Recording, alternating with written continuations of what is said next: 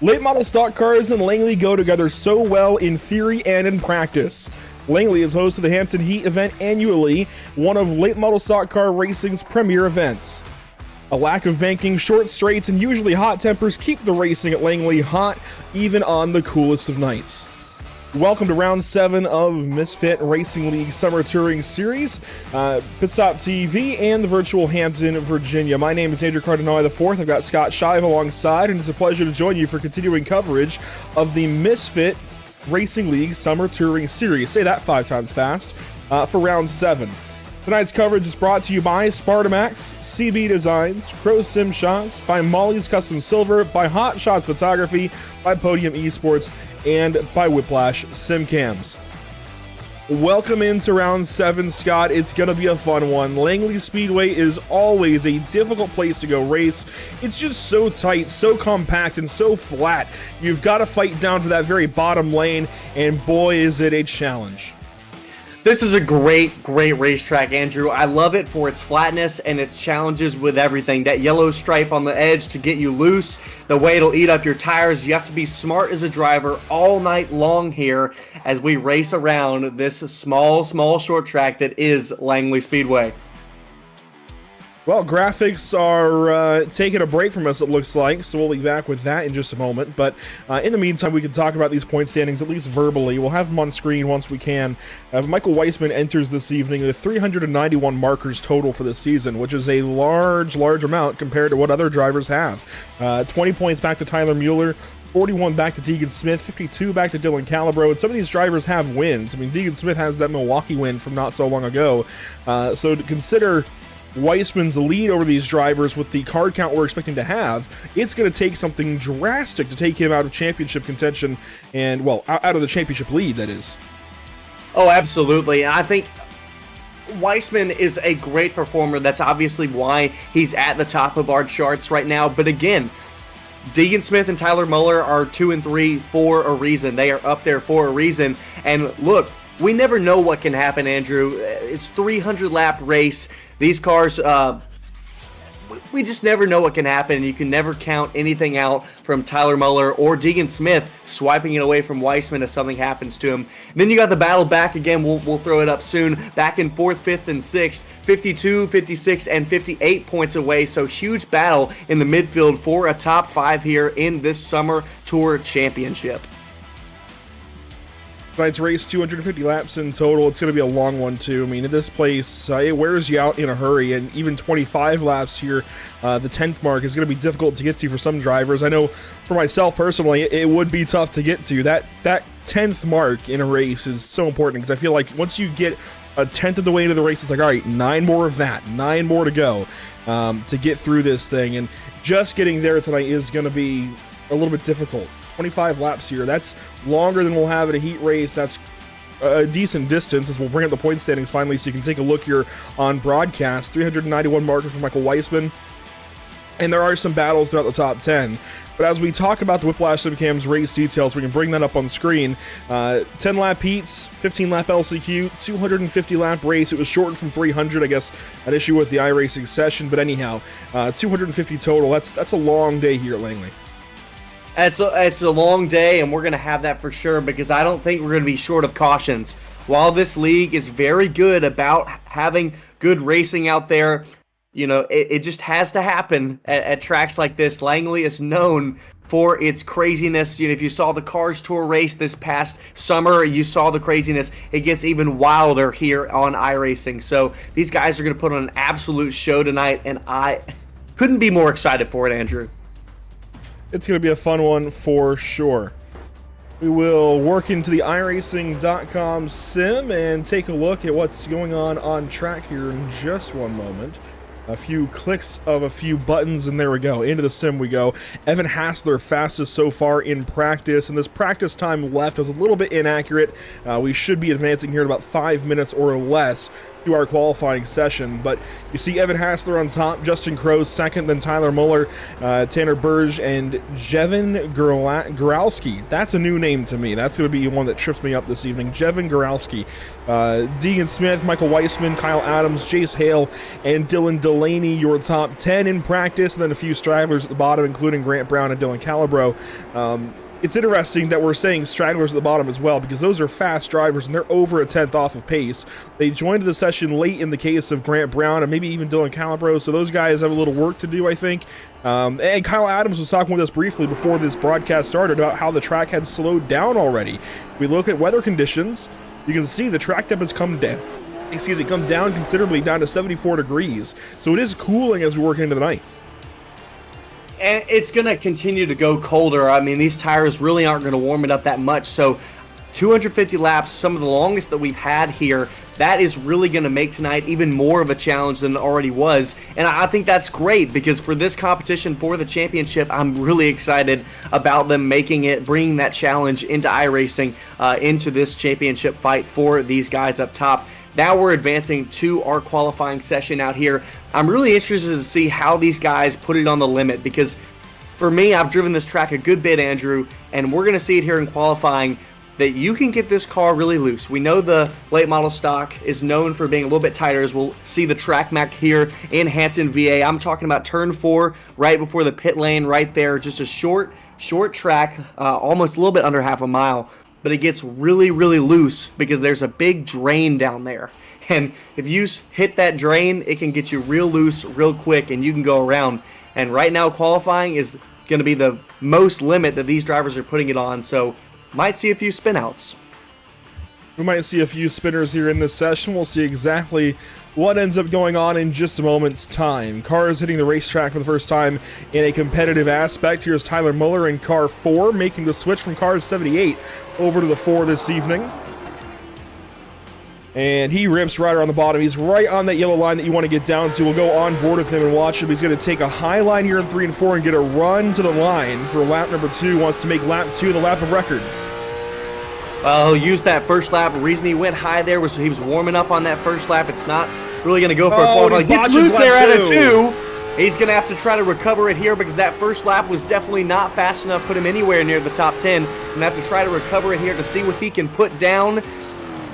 Oh, it's not going to be that great. It is a 15.24, a little bit off there, 0.3 off of what we had in practice. Now looking along with Trevor Ward here in that 16 car. And Ward is fastest, now second fastest, as Weissman goes to the top of the board in car 74. Weissman is upended by the 24 car of Kyle Adams in the Diamondback Firearms Dodge Charger, and now Jevin Goralski. These times are going to keep rolling in faster and faster, down to a 14.97 and working faster. Weissman looking second on the board. Jarowski coming in to put his second lap, see if it was any faster. Looking like, yes, it was. A 14.96. So very fast there from Jarowski. Now we've got, 86 of Crowe. A little bit off the pace there. Maya just finished off his. That's going to be a great lap, putting it down in second with a 14.97. Big lap there out of Justin Crowe to go second place. Sean Hayes now into the 3rd spot. Michael Weissman down to 4th. Kyle Adams down to 5th. Here's Evan Hassler on track. He's always fun to watch, and he led the practice session. Of course, he was in the session early. Got some laps in early. His brother took some laps in the car before he could get into the session.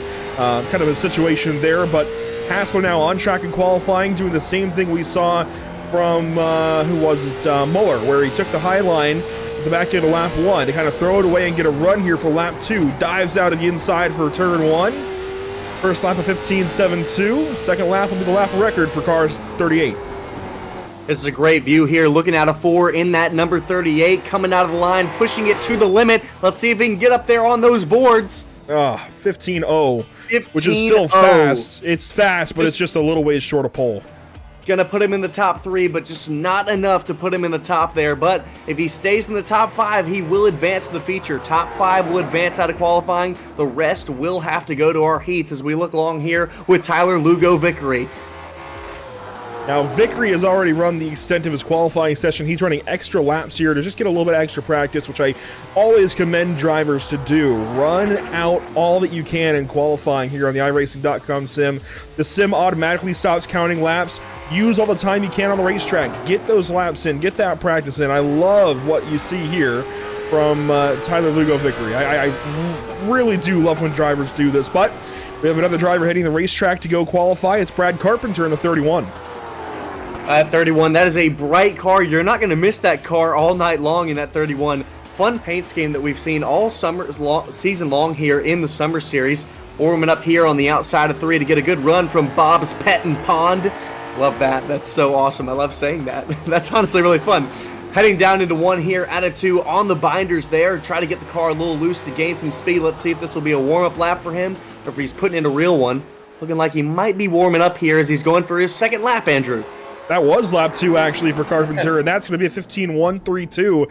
That's good for 10th spot. He was a little high in 3 and 4, which ends up marking his lap down just a little bit. But here's Tyler Lugo Vickery again, just running those extra laps. And, you know, I hate to put it this way, but you can see why he might be wanting to get the extra practice. He did qualify slowest of the bunch, and I really hate to put it that way, but I also see him putting in the effort. He is definitely not skimping out on effort this evening, putting in laps, trying to get faster, trying to learn the racetrack and the race car, and just this combo in general, and go faster for race time. Now, you mentioned these drivers will have to go through a couple of heat races. It looks like it's going to throw these drivers into 1 heat race, so the top 5 will advance straight on to the feature. And if we bring up the Whiplash Cam's race details one more time, you can take a look at this. 10-lap heat races, 15-lap LCQ won't be needed tonight. Then that 250-lap race. So this will be a 10-lap heat now to basically seed the rest of the field. Everybody's going to advance. There's no worry about a transfer spot like we had at Martinsville a week ago for the big race. But we do get to see these guys battle it out at the very least in kind of a preemptive bit of action. Does that make sense, right? 10 laps before the actual race for these guys to just go out there and fight for a starting spot. I liked what you said about Lugo Vickery. I liked what you said. I was thinking the exact same thing. You saw that his times were a little bit off, especially from his qualifying, but I liked what you said about he was putting down the effort out there, and I think that goes to show. And I think it's going to show out here on track tonight. Lugo Vickery, seeing him in a lot of races in this series. I know that he is not, quote-unquote, that slow, especially at some of these tracks. Just might be a more difficult track for him. So I really liked what you said. I really liked what we saw out there with him using up all that precious time to get more out on track, more tire down, more speed. Well, let's see how our field looks then for heat race number 1. It'll be the only heat race of the evening. Michael Weissman on pole in car 45. Well, he's scored as the 45, on track as the 74. We'll figure that part out. Kyle Adams will start from the 2nd spot. Starting 3rd, it'll be Tanner Burge in car 35. Grant Brown from the outside of row number 2. Inside of row 3, it is Brad Carpenter alongside Dylan Calabro. And starting 7th and 8th, you'll find Dylan Delaney and Trevor Ward. 9th and 10th will be Tyler Muller and Jace Hale. And finally, Tiger Lugo Vickery and Matt Mingo round out our field here for our singular heat race at Langley Speedway. Now, before we go racing, I want to take a look at what's upcoming for us at Pit Stop TV. This is a quick preview of what to expect these next few weeks, or I guess next week or so on the sim. Tomorrow night, we go out to Charlotte Motor Speedway for the BRB Butt Kicker Cup Series event. That'll be the season finale for those boys. Then Wednesday, it's the Sim Wrap Market Series season opener at Daytona before we go racing on the Roval at Charlotte Motor Speedway for the Icon Cup Series on October 13th. That'll be Sunday at 7:45 Eastern. Make sure to check in for all these events here at Pit Stop TV and get your racing fix. You can do so all of our social media platforms down below: Facebook, Instagram, Twitch, YouTube, and X. You can find us on all of these platforms, and you can take in tonight's race on any of these platforms as well, at least Facebook, Twitch, YouTube. Those work for streaming. Not quite on X anymore as far as streaming goes, and Instagram streaming is a whole thing of its own. But here we go, Scott. Going to be 10 laps for heat race number 1. For heat race number 1, I think they're going to do 1 extra lap here. Usually they run 2. I'm, again, like I said, really excited. But this is going to be the fastest we're going to see all night. These guys are going to be absolutely aggressive out of the gate here, Andrew. Only 10 laps, like we've said. So, I mean, Everyone's advancing. This is just about a qualifying spot, so there's going to be a lot of take and pretty much to almost no give here. So it's going to be wild, and I'm ready for it here. A little preview of the action, a preliminary race, a heat race here at Langley. Green flag is in the air. We are racing in Hampton, VA.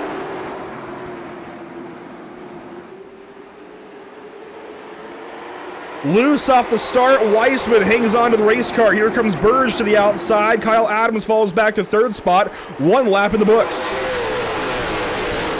1 in the books. Someone in the outside wall there, as you see, off of turn 2. Weissman up in the top. Berge, then Adams. Caution is already out for the heat. Mingo, actually no, it's going to be Trevor Ward around. Trevor Ward in the grass inside of turn number 2. He will get the car righted, and the Eco Heat Honda Civic will be okay. One other car involved, looks like it was Jace Hale in the 9. Looks like he, in the driver's chat, he sent a little sorry, so might have gotten into Matt Mingo there. We're going to take a look back on our pit stop replay here. Back in the field to, whoa, see what happened there. The 9 looking at, along with Jace Hale here, right behind that car of, yep, just a little check up there. Gets into the 16 of Trevor Ward. Matt Mingo behind, all piles in. I think Mingo actually was able to get by it okay, and we'll take a look here from high above with the blimp cam. See the little checkup there. Calibro gets into line. Ward actually gets into Calibro a lot worse than anything else, and Ward I think was going to spin on his own anyways with how hard he got in the back of that car, but that's okay. It all happens quickly in these heat races. Everybody bunches up in a hurry, and we're already coming back around to a green flag just like that. We are back racing at Langley.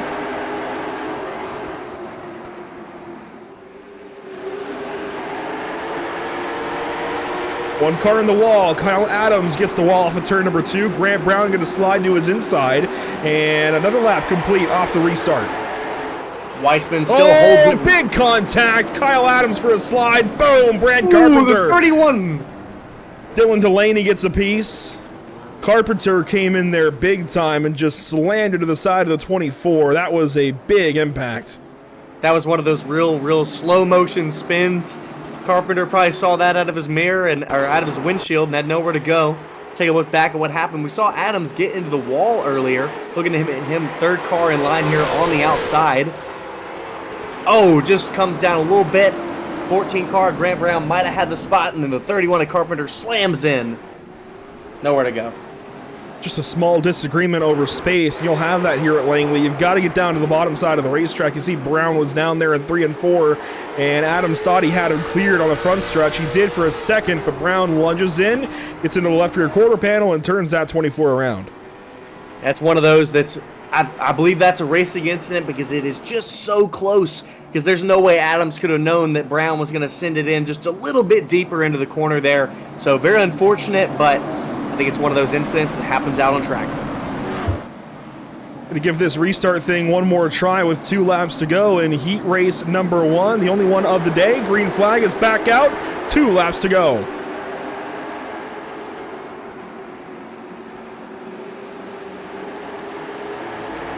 Weissman leads. Grant Brown now down to the 2nd spot, passing Burge in the 35. 1 lap to go, brought to you by Whiplash SimCams. Grant Brown had a great restart there in the back of Weissman. Takes the 2nd position away here from Tanner Berge. Weissman coming back to the stripe here through 3 and 4, trying not to get loose off the corner. Going to take the spot, and he'll flag grid up 6th. So a heat race win for your points leader. Grant Brown goes 2nd. 35 3rd, the 12 4th, 71 in 5th, and that is your preliminary bit of action before we go racing this evening at the one, the only Langley Speedway. A moment now for these drivers before we go racing properly. A very quiet moment in their heads. Not really. It's that moment of anxiety for these guys. Quiet moment on the racetrack. There's a lot going through these drivers' heads as they get ready for 250 laps. They have fireworks going on behind them. This is the last little moment of calm, though, on the racetrack. Let's take a look at your full lineup after a 10-car, I believe, 10-car invert with Weissman now gridding up 5th spot. Albro going to be your pole sitter coming to the line. Let's go through your full starting grid of 17. Dylan Calabro on polling car 71. Matt Mingo will roll off second after that invert. Starting third place will be Tanner Burge in the 35, Grant Brown in fourth. Then it'll be Michael Weissman and Deegan Smith, Sean Hayes and Evan Hassler, your top 8. And finally, to complete your top 10, Justin Crow and Jevin Goralski, your top fastest qualifiers. Then back in 11th, just outside the top 10, is that number 9 of Jace Hale. Saw him with an incident right there, along with on his outside that 31 of Brad Carpenter there, trying to avoid incident in this feature race. Then in the 13th, the 4 of Tyler Muller, and on his outside, Kyle Adams, again trying to avoid in this feature race. Then in 15th, we'll have the 16th of Trevor Ward, and in 16th, we'll have the 124 of Tyler Lugo Vickery, and rounding out our field today will be the 88 of Dylan Delaney, Andrew.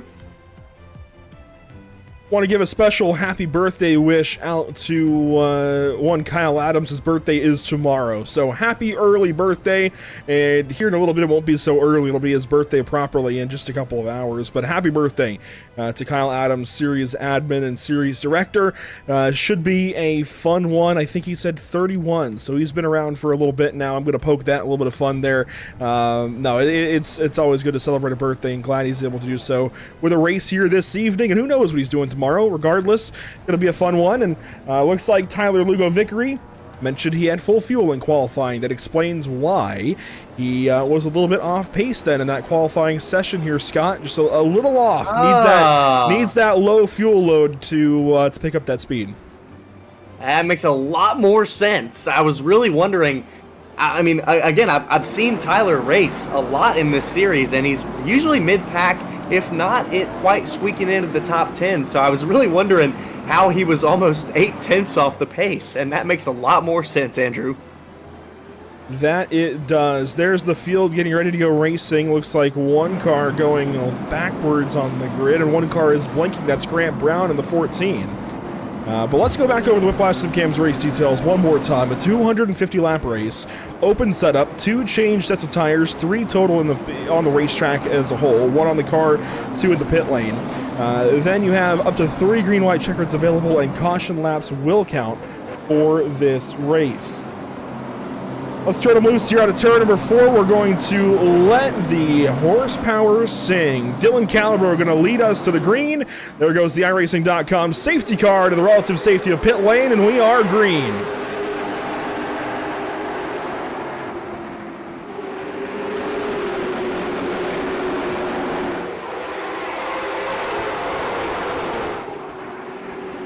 Big pass already. Tanner Burge in the 35 out into the race lead. Calabro to second spot. That's going to be Matt Mingo into third. All these cars trying to get to the bottom. That outside line is not as fast as the bottom here. Obviously, going to chew up a little bit more tire than you would. Grant Brown currently started 4th, falling through the field, now down to 7th. Couple laps complete now of 250. Calabro looking good. Mingo looking even better. I would say Weissman, though, looks the best. He's already through to the 4th spot after starting in 5th. So he's already got 1 spot moving forward. Sean Hayes there in the 5th spot. Everybody just trying to get in line and ride around right now. It's a long, long race here. 250 laps. The Martinsville 300, for reference here, only a 200-lap feature. So that's a long race in its own right at the half-mile Martinsville Speedway. This race, a little bit longer than that. Well, just seeing these drivers, again, like you said, trying to get single-filed out, looking at times, we're looking at 15 3s, 15 4s, around that area. So 5/10 off of what is qualifying speed that we just saw moments ago. And this is a good pace for these drivers. We're going to see how it plays out. But right now we're going to see who's going to lay off the most, who's going to push, who's going to burn up their stuff, and who's going to save the most. So it's really a waiting game. As you're out there, it's a difficult mindset because you're riding around and the leader's really setting the pace. But some people might think, hey, it's time to go, like the 12 of Matt Mingo, trying to get up there, trying to take the spot away from Calabro. He might think it's time to go. So it's all about, do you think it's time or not? Well, it looks like it was time for Mingo to get going, and it looks like graphics are going to freeze up on us just a little bit, so we will roll with this as we need to. Oh, man, I hate when this happens. Sometimes in these heat race sessions, for whatever reason, ATVO just freezes up on me. So we will let it roll for a moment and see if it comes back to us. There is a battle happening back here between the 20 on the inside, the 9 on the outside, the Jace Hale on the outside. Jevin Jarowski there trying to get on the inside all the way down to the binders. There is no out of bounds here, so he can go below that yellow line. Oh, a lot of contact. Contact! Grant Brown up into the 9 of Jace Hale trying to slip by. We saw Grant Brown slip back. He's back 5 positions from the start of this race, looking like he's wanting those spots back. So Hale headed the wrong direction. There goes the 15 on the inside. Deegan sideways. Deegan Smith for a spin. He will hang on to the race car just barely, and a caution will come out for that. Gotta say, even though he got in there a little hot, started spinning, I don't think he hit the inside wall. Got it nice and straight. It was actually pretty good. But just saw him start to go sideways, and you know there's a point where you just can't get it back. We're going to take a look back at what just happened to Deegan Smith here, and back where you just saw him get a little deep in the corner and just lost it. Oh, we're going to try and get a replay, but ATVO is not playing nicely this evening. Might go for a graphics reset here in a second and just try and hope that it works out for us, but we saw it happen live anyways. I think we'll be okay for now at the moment. Working lap 13 of 250. And I tell you what, to break the fourth wall down just ever so slightly, having graphics freeze up is the biggest issue on an iRacing broadcast. I know you use ATVO, and it's a fantastic program. Just sometimes it's not like these heat races. It has to do so much, though, to take all of this scoring info and all kinds of data from the sim and compile it and make it usable for us on the broadcast. It does a lot. It just sometimes it's not like these heat race sessions, and it gives us a few headaches, but that's okay as we work lap 14 now. A little bit of race time in. That was a full heat race and then some of green flag racing. That's what we like to see. Do you have any feelings about who might go to victory lane? I know it's early here, Scott, but that's our first taste of real racing action with the full field on the racetrack. Yeah, it is really early. I mean, Weissman, obviously, again, points leader. He's up in the top 3. I mean, it's really... I want to say all my top contenders. I really want to say Deegan Smith. I really want to say Grant Brown, Tyler Muller, Justin Crowe. We've seen him win before. Weissman and Tanner Berge. We've all seen almost all of them win, if not competing in the top 5 almost consistently at every track, everywhere we go. So I think it's really going to be about who is the best at tire management today. I really think that is going to be a different game than we've seen in the past. Obviously, we talk about Milwaukee. We've seen them save tires before, but I mean, I think this is just a different ball game today. So I really think one of those top contenders will be the one, but I so soon I can't narrow it down. Let's see what happens here. The remainder of this race, a long ways to go. We still haven't hit that 10th mark I was talking about before, but we'll try and give it a go here on this restart. Lap 16 is complete. We are on to lap 17 of 250. A slow restart out of the 35. Mingo's going to take over the race lead. Mingo started there, not too far in the back, luckily with the invert. Looking fast here for Mingo. Going to try to get out front and set the pace, but in the back, oh, Castro! He's spinning around, Justin Crow's around, they're all around, huge pile up in 1. Big crash there in turn number 2, a track blocker nearly. We don't have that very often at Langley. That is a rarity here, but a big one to say the least. Andrew, what do they say?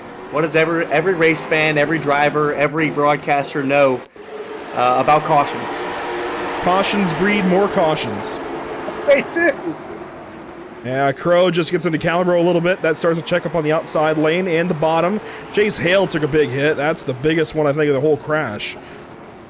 Everybody else, it looks like it'll be mostly cosmetic damage, but that hit for Jace Hale was a big one to the outside wall. That is definitely going to hurt his steering. Looking back at the angle that we saw live here, looking down with Jace Hale here, looking at that crash, got to the back of Grant Brown, then, got upside on the left sides, set into the wall. Nowhere he could go, nothing he could do. And I don't believe these drivers have a fast fix of any kind, so this is really going to hurt a lot of drivers' day. This is very early, and this is the kind of stuff that Race Control was warning these drivers about. We don't want to have this kind of thing this early. Try and save it for the end, if ever. Yeah, I agree with you for sure. I mean, like we talked about, this is a really long race. Have a big pileup like this is got to be frustrating because Hale, he's going to be in the pits for a long time because, yes, no, there are no faster pairs here. Actually, I stand corrected. There's one. Are there? Oh, well, I was wrong too. Why didn't I remember that?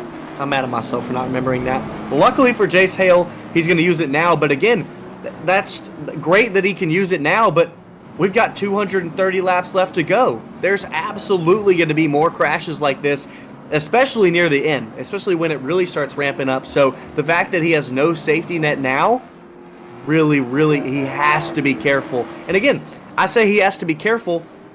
Sometimes there's nothing you could do. Hale had nothing to do with that incident. He was just in the wrong place at the wrong time. Let's see if we have a cleaner go at it this time around as we get closer to that 10th mark where there'll be just 9 more of these to go, if that makes sense. When you run 25 laps of 250, that's 10%, 1/10 of the way through. 9 more of those and you're through the full 250. Let's give it a shot here on this go around. Lap 22 will be complete. Lap 23 is underway. We haven't seen the leader retain the lead yet from a restart. We'll see if he'll do it here.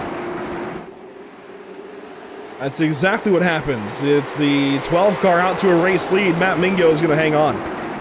Mingo looking good. The one of Sean Hayes up in the wall. Loses some pace, gets loose there off of 4, drops a lot of positions there. Back in the pack, trying to get single file within those top 6. Don't worry, there's no caution on the racetrack. Graphics just take a moment to refresh and come back to us, but we run green flag now as the laps click away. And out of the inside, Muller looking on the inside of that 74 of Weissman. Muller looks like he's got a fast hot rod this evening. Diving down on that inside of 1. He's getting loose off of 4. That's what I talked about earlier in qualifying. Easy to get loose over that bump out of exiting turn 4. Tyler Muller trying to get under Weissman here. You wonder how much tire is he using. Also, one thing we have talked about, Andrew, when are these drivers going to pit? We've got 2 extra sets here. What's a good time to pit? There we go. The sim comes back to us. Having those graphic errors. We'll come back to it. Don't worry. A good time to pit, I would say, probably around the halfway mark. If you can get to the halfway mark on just that first set of tires, you're doing all right. That's what I was thinking. I was thinking the exact same thing. All the cars almost pretty much single filed out here trying to run. Tyler Muller still seeing him a little bit loose off of 4 there. Now trying to attack Weissman. Really sitting it in deep on the inside of 1. Almost contact. Tyler Muller will keep it off of the inside of Weissman, but he's really going for it here down in the bottom of 3. Muller's still working on Weissman. Weissman gets clear. Here comes Deegan Smith in that 15 car that went for a spin cycle just a little while ago. That 15 clearly as strong as if he's worked back up to this position. As the top 5 and everybody else gets single file. Muller back to the inside of the 74 briefly. Well, one thing that really helped Deegan Smith was that incident that we saw after his spin. I really think that jumbled his positions, but I think his car is also really fast here. These top 5, they're putting down 15 threes consistently here. All through the top 9 are putting down 15 threes. Muller going for it again on the inside of Weissman.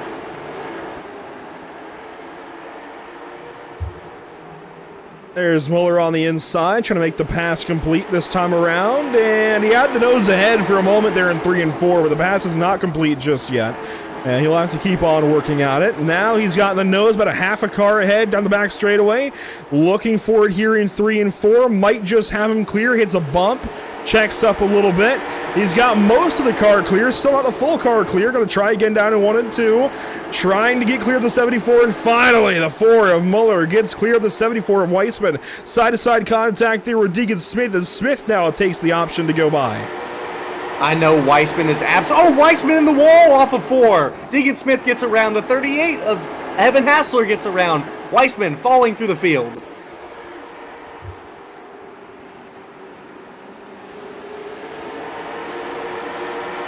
Graphics have returned, I'd like to report, as you can see on the screen. Want to check back in with race leader Matt Mingo for a moment, pulling away just a little bit, 0.3 of a second over Tanner Burge in the 35 car. Muller in third, then Smith and Hassler your top 5. I like what I've seen out of Hassler so far tonight. He led practice, was solid in qualifying, went, third place in qualifying, and looks good again here in race conditions. I really like what I'm seeing out of the 38 car tonight. He's being very reserved right now, which I think he might be trying to fool some of his competitors, saving a little bit of tire here. Just running 5th as we're looking at our lap counter here with our lovely graphics that have happily returned. Running 5th here, just on the binders, on that yellow line, just running around. He's running a 15.3. All these leaders are running 15.3s consistently, but I agree with you, Andrew. I like the look of Evan Hassler. I always have, always do. See Jevin Jarowski right behind him. Jarowski was the fastest qualifier tonight as there's a caution. Tyler Lugo Vickery was surprised he got through the last one. He didn't get through this one. He is the crash. Well, just ran a 15.509, just 0.2 off of the leaders. Take a look back at what happened to Lugo Vickery here. 71 of Dylan Calabro involved in the incident to the prior caution right behind him. Dive in on the inside, sends in a little bit deep. Oh, it gets into Vickery up the track, just a little bit of contact. Oh, and just a little too much speed off the exit of 2 there, right into the wall. Oh, and then a big hit from the 16. I don't know that Calabro made contact initially with the 124. We'll get a look on board here with Calabro, but it was awfully close. We'll see here in turn 1 if Calabro actually got into him. I think Vickery might have been scared up the racetrack a little bit. There might have been some net code. Very close. But then Calabro kind of puts the 124 in the fence, and that all just makes everything worse. Yeah, I think Calabro thought since Lugo Vickery washed up the track there in 1 and 2 that he might have been clear off of the exit of 2. Wasn't quite clear. Lugo Vickery had a little bit of a better run than Calabro thought. Tried to clear up to the wall. Vickery was there. Jace Hale gets involved, Justin Crow, Trevor Ward, Sean Hayes, all getting a small piece of that one. And I see Vickery is from Florida, and he's probably one of many that are going to be evacuating this week. There are large evacuation orders out for the whole state of Florida, just about. And if you are in the path of Hurricane Milton, and you're listening to this broadcast, I doubt there's a large number of you, but there might be a couple. If there's an evacuation order, please follow. Please follow it, and if you choose not to, do your best to hunker down. It's going to be a big one. I don't know what you've seen, Scott, but already a Category 5 storm. Right now, it's out for the fishes. Nobody really impacted aside from the northern Yucatan Peninsula. But it's going to be a really big storm here for a while. It should go through some de-intensification and calm down a little bit, but it's still going to be a strong storm when it impacts Florida later this week. So if you are in the way of it as it barrels on through, please do stay safe.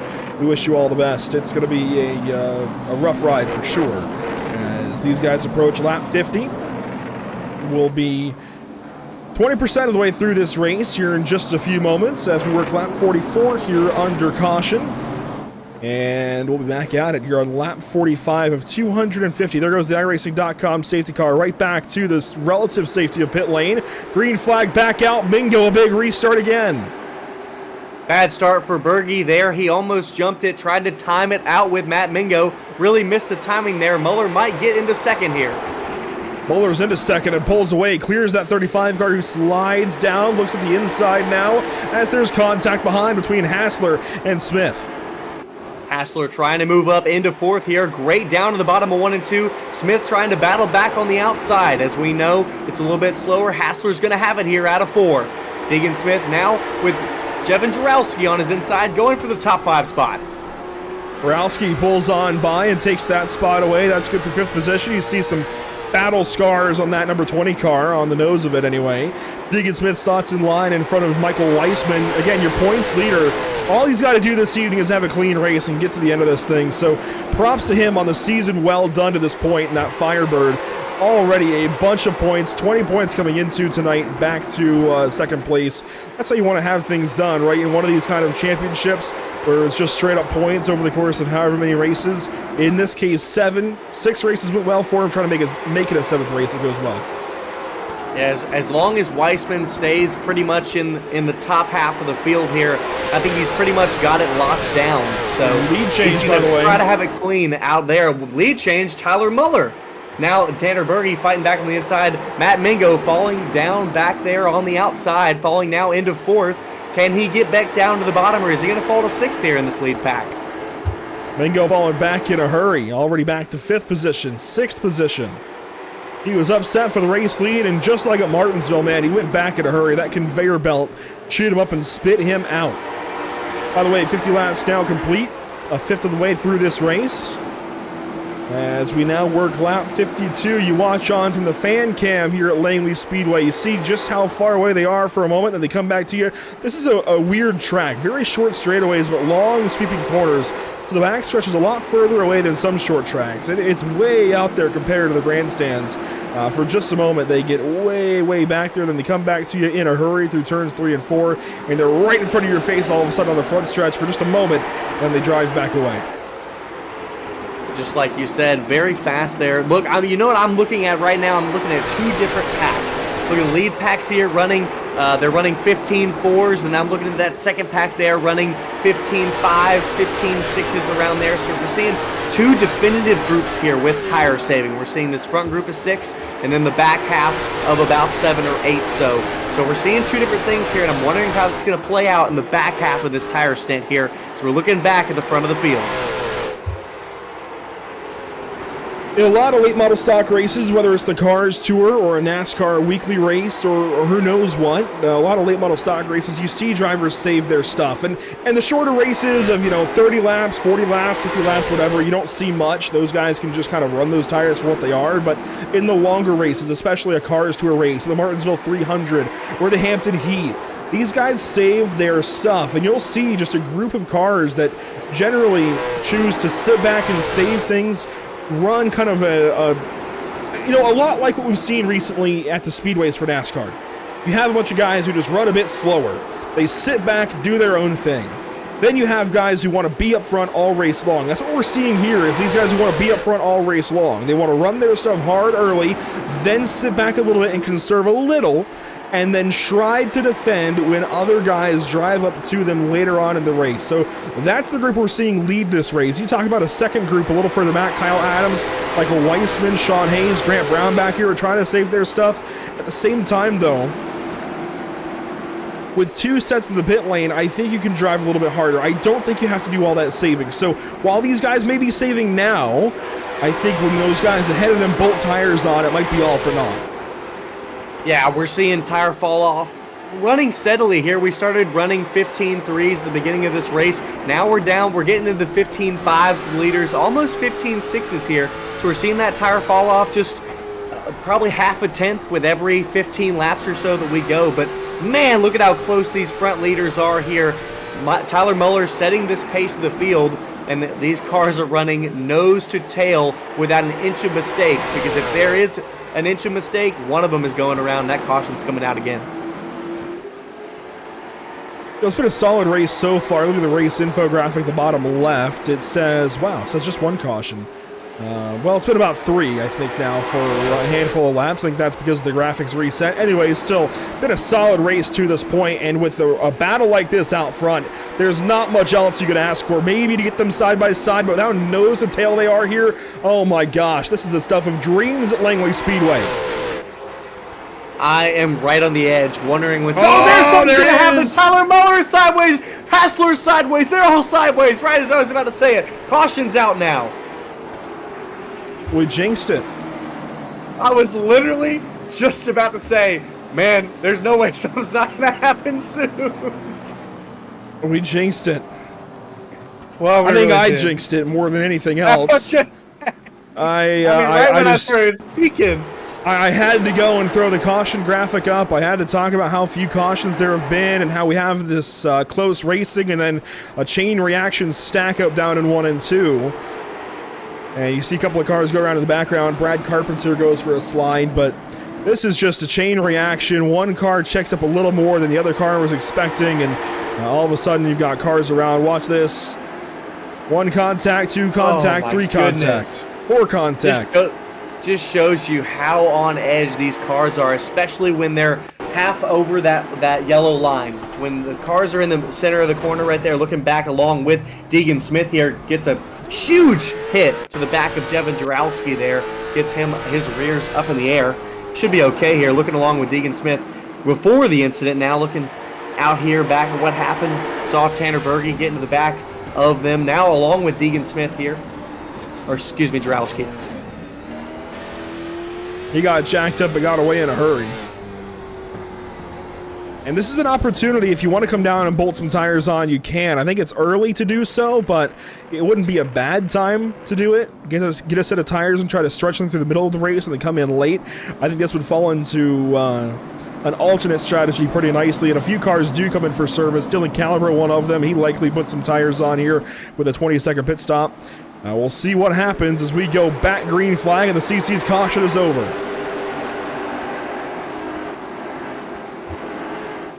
Muller trying to get down to second spot. He will. Mingo on the outside of the 20 of Gorowski. And 1 lap complete off the restart. Leaders reversed from what they were right before the caution. Evelyn Hassler trying to get back into 3rd here. Mingo trying to get into 5th. He'll slide right in there. Weissman right behind. They drive right under the drone camera there in 3 and 4. Mingo gets sideways. You're seeing the effect of tire wear. That 12 car stepped out, and that would not have happened 70 laps ago. He would have had complete rear grip and would never have stepped out like that, but he gets real free. Free again, it looks like. Kind of a 4-wheel slide through 3 and 4, just both ends of the car coming disconnected from the racetrack. He slid up for a moment, and here comes that 74 underneath him one more time. Looking like Mingo's tight through the center there. Wonder how long Weissman is going to put up with this before he decides to go around. Now there's a 5/10 gap between Mingo and the top 4. Weissman needs to get up there and start battling for this fight. Or is he content to run, content to save? We're going to see here. Now everyone running 15.4s again.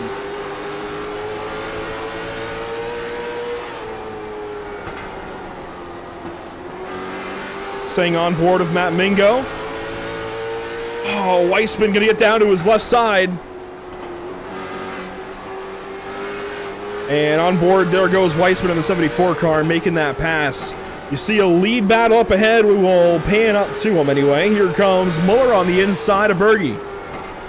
Muller had the lead before the caution because Berge spun Muller around. Muller wants it back, just has a hair on the quarter panel there, sends it into 1. Are they going to make contact? No, they keep it off each other. Great battle there through 2. Side by side, heading into 3 and 4. 76 laps complete, coming to 77. Battle for the lead, still side by side at the line.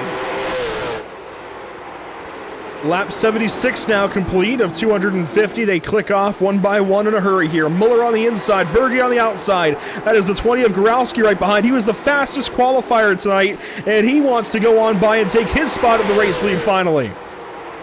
Beautiful, beautiful driving here. Very competitive, staying off each other, staying clean. Wow, it's close. Near inches between the 2 cars. Looking along here with Jevin Jarowski, just right on the bumper of these 2 leaders. Still side by side after 5 laps.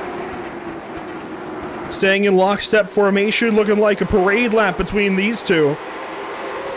Berge just got out to the outside wall for a moment, comes back down to him. The dope stuff left-hander number 4 was a little high off the bottom lane that time. They make contact at the center of the corner and on corner exit. That time, Muller got right back down to the flat. And he'll do so again here. Oh, just misses it. He can get 1 and 2 down all right, but misses the bottom of 3 and 4. Gotta wonder how much stuff is he using here on this outside? What is it gonna do to him later in this run? Because, I mean, he is holding out there. Now there's contact, getting a little dirty. He's getting tired of Muller here on his inside. Someone's gotta give. They've got the same hood logo. I wonder how related they are and if they're teammates or what's going on there. I wonder what the affiliation is, the partnership is, because these 2 are racing side by side almost like they're the same person. It might go 3 wide. Here comes the 20 on the inside. Gorowski took a look, took a peek, but stayed back. Growski thought about it, but I think that would have been a really terrible move for all of these three leaders. Thought better of it here, running in third position. Oh, more contact! Berge leading on the inside of Tyler Muller. Muller, that slows him down. Muller to the lead. Muller going to take the lead out right now as Growski comes up on the inside of Berge, and there you go. Pass complete for Muller to finally, after some 12 laps, get by that 35 car and make that pass complete. It went on for a while, and there's contact between Growski and Berge. It went on for so long that we might have forgotten who was passing who. It was Muller trying to make the pass back on Berge. Berge had the lead off the restart, so that switch-up comes after a long, long battle. Jevin Jarowski, great save there back a lap ago in 1 and 2 with the slight contact there. Now on the inside of Berge yet again, trying to take second position. Didn't think Jarowski was going to be a big player tonight, not because of his talent or anything, just because we don't see him much here in MRL. He's a great racer. We've seen him before, but he doesn't come to every race, so he's putting out a good fight, good show tonight. Look at the Berge Racing decal on the right rear quarter panel there on the 20 car. Teammates, clearly, with Berge on the outside and a Berge Racing car on the inside. They are related. They make a little contact there in 1 and 2. Spinner, Kyle Adams. Going to be a caution back in the pack. Clearly for Kyle Adams. We'll see if we can get a replay up on the broadcast in just a moment.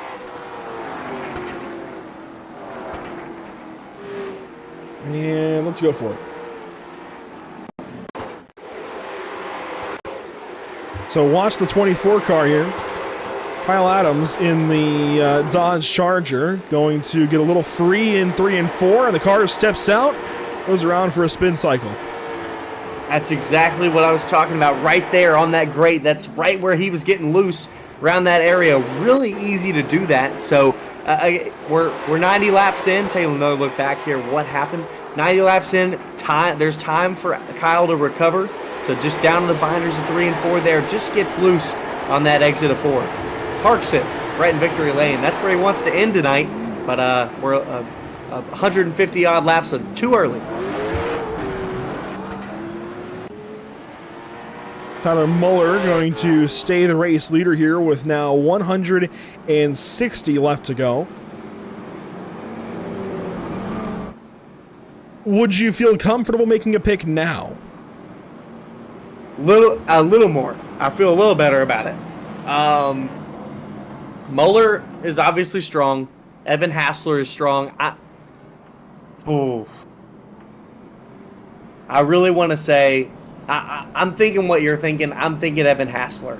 I think he's being really smart. Obviously, we saw him caught up in an incident with the top 4 there earlier, but Muller, I feel like he might use up his stuff a little bit early. Same with Berge with their fight there. So I think Evan Hassler is just being really smart about when he needs to push, when he needs to lay off. We've just seen some great driving out of him so far in these first 90 laps. So I'm going to go with Hassler. I'm gonna make the bold choice here. Yeah, I just like what I've seen from the 38 car tonight. Really fast in practice, led the session, ran a bunch of laps, was fast in qualifying, and when you're fast early in a session, then you come back and clap back with a fast qualifying lap too, that usually is a good sign, because a lot of guys can go out early and run a fast lap on a cool track or a fresh track and get that big lap and hang on for most of practice when the track slows down. But very few guys can run that lap early, then come back and qualify well and race well too, and Hassler's done that. Now, running 4th at the moment. He's going to be on the outside for the restart, which is a little bit of a curse, but has an opportunity for sure still. A long ways to go, a lot of laps left to turn, and in a very good spot coming up to this next restart. Everybody clearing the carburetors, trying to get the car ready to go back racing. Inside of 160 to go. Lap 94 coming at you, green flag, back of the air, Langley, whoa! Muller and Berge, big contact, and that restart might stand. I think it is. It looks good right now. Nothing crazy. No one passed anything. Gonna have to clear some black flags there from race control, but Jevin Jarowski to the lead. That's a big lead change and sends Muller all the way back to the 7th spot. That was incredible. And there's a big crash. Muller's in it. Big crash back in the backfield. Gonna have to see what happened there. We're gonna Jevin Jarowski had black flags clear. We're gonna have to take back a look at all that happened there. Watch We're gonna this look back at the restart restart first. Yeah, look at this. Muller launched and kind of straight lined up the racetrack into Berge. Yeah, and I think it's a little bit. I don't think you can put direct blame on Muller there, just trying to go a little bit straight. Berge thought they might have been turning a little bit more, taking another look back here, straight on angle. Muller gets the go, just doesn't turn left, trying to get up to the outside. Berge trying to hold him down a little bit. Just a little bit of a miscommunication between the two lead drivers there. To the whole field after the restart, all jumbled up. And here comes Muller to the scene of the crash in 1 and 2. Grant Brown on the inside, going to send the fork up the racetrack, and boom, Delaney, Calabro come in for hits. A couple of Dillons making contact. Those hits worked themselves out back there, but man, Muller has got to be frustrated now. Now back in 10th, looking at the incident that brought out our caution here between Muller and Grant Brown. Heading down to the 1, Brown just low on the inside. Muller tried to turn down. And I'll bring up one more time that Berge and Muller have the same logo on the hood of their cars. So how affiliated are they, right? Are they teammates? What exactly is the connection there? That's going to make it even more frustrating. If you are teammates and you're communicating, in fact, let's look through Discord. Muller looks like he's on his own. Yeah. But there clearly is some kind of connection. Even if it's just the same sponsor, I'm not really sure, but there's some kind of connection there which is going to add to the frustration just a little bit. Yeah. Oh, it's how it goes. This has been good. I don't know about how you're feeling, Andrew, but man, this has been good. Been a solid race so far, still 150 laps to go. And if we're seeing this now, what are we going to see later? Hopefully some opportunity to get some laps in quick. I want to get it down to the end of the race and let these guys decide it out, but it'll be Goralski on the inside with Berge on the outside, then Weissman, Hassler, Hayes, your top 5. Green flag, back in the air.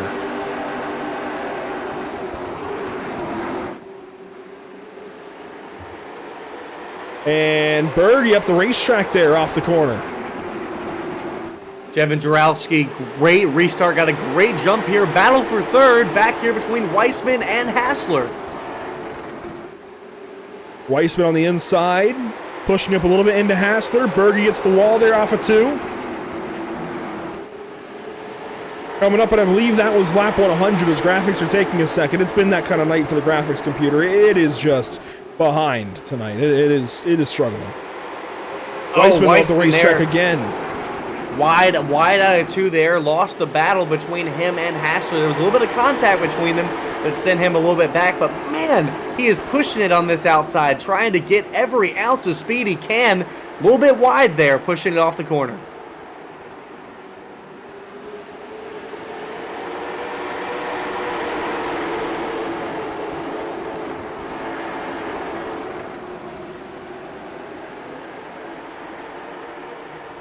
Oh, that's all right. We're looking through Matt Mingo here, battling Dylan Calabro. They single file out. Most of our field here now is single file. Back with everything here. We've had a lot of cautions here. We've had a lot of stuff going on, and I think these drivers are really seeing the importance of needing to chill out right now, and that's what happening. And seeing a pass here for the 5th position. Sean Hayes on Michael Weissman. Now Weissman about to lose another position here to Brown. Brown on the inside, out of 2. Weissman falling through the field here. Not much he can do. Just falling through. Down to 6. Deegan Smith's going to look on the inside too. What can Weissman do? He is the championship leader, and he's falling through the field right now. Now back on his inside, it's Muller. Muller's going to get the inside. Just saw him involved in a huge incident. Now he's moving back. Can Weissman get to the bottom? Now Weissman's pushed to the outside by Muller, losing another position to Adams. Adams, we saw him spin earlier on about lap 89. Now he's back up into 8th, back in this field. Loose off of 4 is Adams.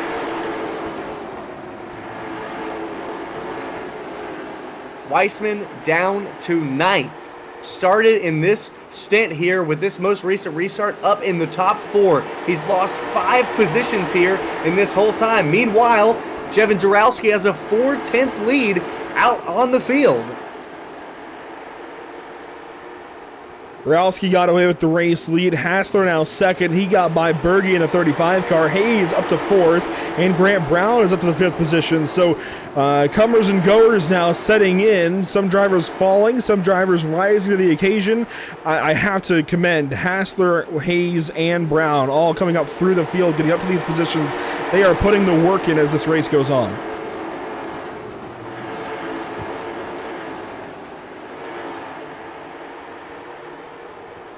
The work, Evan Hassler. I mean, we talked about it earlier. Running second now, just every restart, he's playing it safe. He's moving methodically. I mean, he is right there now, gaining on Jevin Jarowski really quickly, and he is just, man, methodical is the best word I can use for his driving style right now. He is just putting it exactly where he needs to.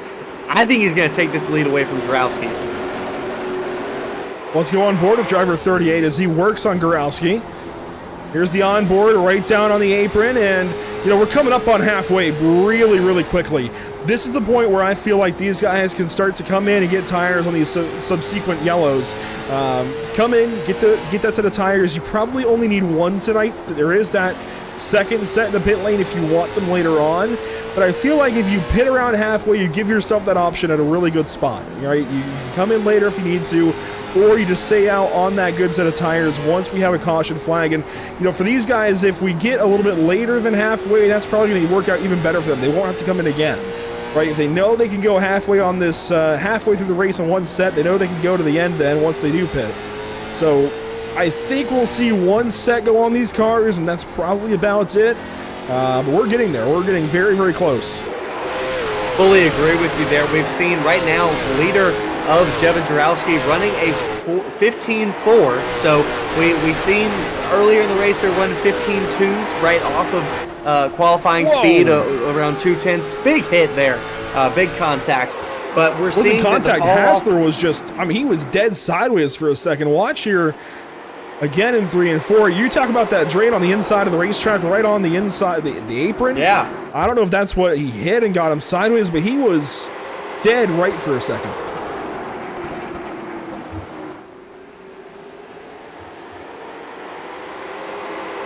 He was gaining, Hassler, but had that little bit of a sideways incident there here out of 4. Lost a little bit back to Jarowski, but he's quickly gaining it back. So we talked about his methodical driving. I've talked about it, and saw a little bit of a mistake. That's the first of the night from Hassler, Andrew. He's got to clean it up if he wants to take this win.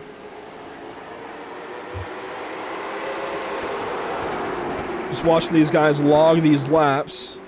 Hassler sitting in second, Berge sitting in third. Sean Hayes, haven't seen much out of him this evening, but he sits in the 4th spot.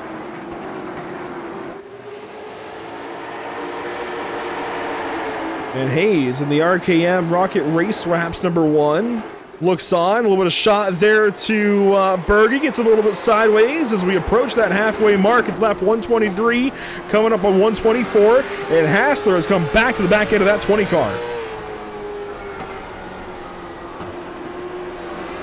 Oh, there's contact, and there goes the #1. One is around, caution is out.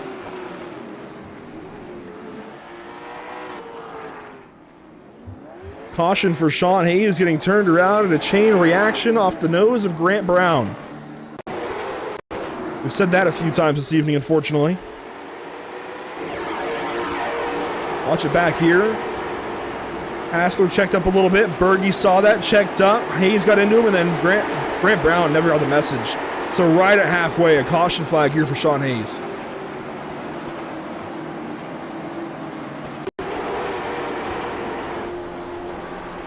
Now we're seeing all of our drivers, just like what you talked about a moment ago, it's pitting time. All these drivers know that this is about the halfway mark, exactly the halfway mark. Just completed 125 laps here before our caution. It's time for some fresh tires.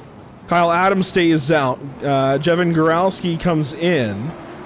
Everything trying to sort itself out. Calibro stays on the racetrack. Carpenter, Crow, Hale, they all stay on the racetrack. Tanner Berge first down and away. Then Muller in the 4-car. Hassler in the 38. They all come in for tires. It looks like Hassler even took a fast repair there. Yes, he did. Muller did as well. And it looks like they took 2. Throughout the field, it looks like it's a 2-tire pit call, which is going to be interesting as this race goes on for sure. Interesting. I did not expect to see any 2-tire calls here, especially with, I mean, we didn't see a lot of fall off, but still, I mean, 2 tires is a very big difference from 4 in terms of how the car will drive. Well, it's difficult to get a full 4-tire stop in here. I think that's why they all decided to go 2 tires for the most part. I think the only 4-tire call I saw was Michael Weissman back there. It's easy to drop a lap under caution if you do pit and take 4. So the 2-tire call ensures you'll stay on the lead lap. Make sure that you get down and away before that the pace car comes back around and puts you a lap down. Which might be why Kyle Adams and others stayed out, to try and catch some of those guys if they did go for 4, which is an interesting call. As Adams, it looks like, is going to go all the way down to the inside of the racetrack. And it looks like he was just getting down there so Calibro could line up. But this is going to be an interesting restart for sure. Your top 5 all stayed out on the racetrack. Yeah, I guess they're trying to play a different strategy here with, they're running mid-pack in the back. Got to do something different with leaders or else you're going to continue to run behind them.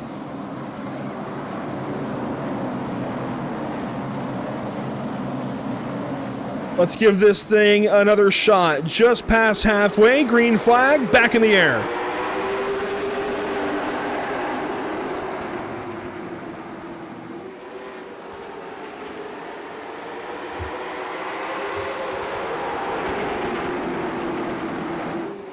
Carpenter on the inside of Justin Crow. That's the battle off the restart as the top 2 of Adams and Calibro get away. Hale now falling through the field, not having a good restart here. He was the last one back with those old tires. Muller now working through. Who will survive? How long can these guys stay out? Tanner Berge, first one with fresh tires here, trying to get past Brad Carpenter or Justin Crow, but they're creating a 2-car blockade. Yeah, this 35 car is stuck for the moment, but he's going to get alongside Justin Crow, and boom, contact there. He'll get by the 86 of Crow. Justin Hale going around. Jace Hale. Problems for the 9. Caution Thinking about is Justin out. Crow. Thinking about Justin Crow right when you said his name, I was looking along with Jace. Got a little contact from the rear from some of those cars with faster tires. Oh, faster tires. Fresher tires, faster car. Same deal. Well, they are faster tires in this case. That is true. That is true. They're moving a little bit faster. Here comes Matt Mingo in the 12 car, just to make a little bit of contact right there in the rear bumper cover with the 9 of Jace Hale, setting that 9 car for a spin, and that's the quickest replay session of the evening. That's one replay and done. They don't need to see much more of that. Yeah, it's probably the simplest incident we've had of the night, to say the least. 1 car is out of the race. That's going to be Trevor Ward. Otherwise, everybody else is in this thing still. 16 cars strong. Tyler Lugo victory. That's what he wants. It's Vickery, rather, though. Tyler Lugo Vickery here in the 124 car runs in 16th and now 15th, as the 12 car of Mingo will take the EOL penalty for causing that crash, or that spin anyway. Vickery with a little bit of work to do. We talked about it at the end of qualifying. He put in all that effort in qualifying to try and find a little bit extra speed, sporting his home track of New Smyrna Speedway there on the hood of the car. He might find it, might be sitting back, we might be surprised, I think, later in this race. Yeah, gonna have to work through the field now. That is a tough one, especially from with the 16 car field like we've talked about. It's not so easy to come through the field unless you have a big pileup like we did in our second caution. Well, let's hope we don't have any more of those. That is the goal for sure. Want to get a lot of these laps in. Want to take a brief look at what's upcoming one more time at Pit Stop TV before we get the back half of this race underway one more time. You see, tomorrow night, October the 8th, we have the BRB Butt Kicker Cup Series from Charlotte Motor Speedway for their season finale. Wednesday, it's the SWM Series from Daytona for their season opener. And Sunday evening, it's out back to Charlotte for the Icon Cup Series at the Roval. Excited about that Roval. That's going to be good. Maybe a fun one for sure. Green flag back in the air for us here at Langley. Kyle Adams gets away. Calibro's second spot. Each of these drivers having used a fast repair already in this race. Berge clear for third. Not clear, rather. There's Carpenter on the inside trying to get away for third spot. Berge gave Carpenter a tap into one just a lap prior, so Carpenter gave a little bit back to him on the exit of 4. Carpenter, with older tires, is not going so easily. Berge trying to work around the outside. They are side by side and fighting hard. Berge a little loose off the corner.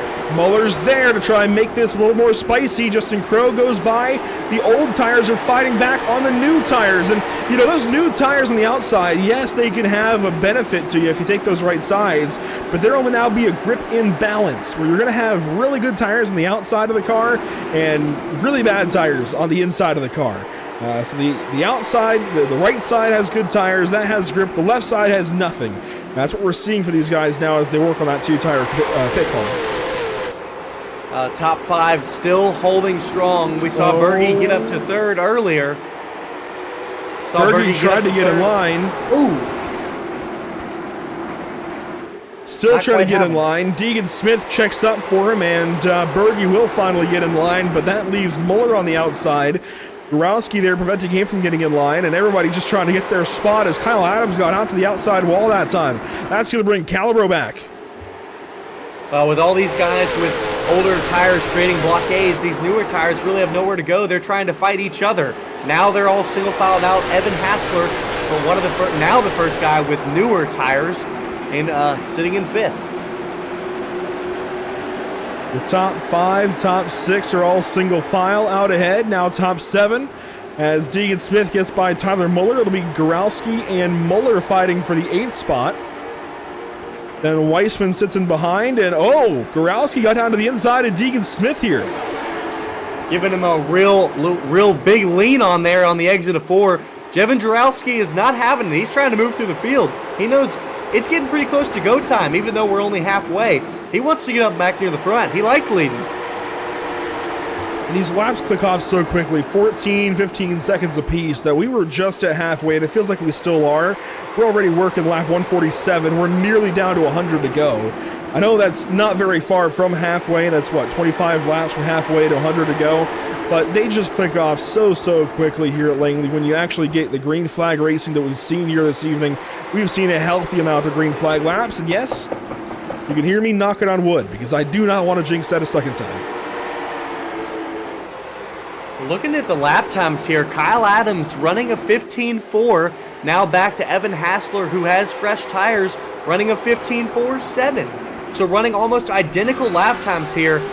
Was staying out on these tires the right move? It's looking good right now. Well, I think Adams pitted at some point prior because he's taken that fast repair. So I don't have the exact lap that he pitted on, but I'm sure these guys have taken tires and they're not completely on complete, 150 lap old tires as we hit lap 150 and 100 to go. These guys have a little bit more grip than if they were to stay on the racetrack the entire time now for $150, right? They've got tires at some point. I found the answer. The answer was 60 laps ago. Yeah, so you know what? Those tires are in their prime, honestly. Late model stock tires really, they take a while to get into their prime. The longer you go, generally the faster you can go for one lap. Race pace, though, it does slow down a little bit. You can just get those random flyers here and there. Well, honestly, they must have pitted earlier, one of those cautions. Great move. That was one of the strategies that we really weren't thinking about. Some of these guys in the back, Kyle Adams, he's had a few problems today. Calibro, he was up front, had a spin earlier, and he's stuck in the back. Whoa! Spin out of turn 4. Problems for car 20. He was doing so good in that lineup. The problem here, racing with Tanner Berge. This is a lap prior.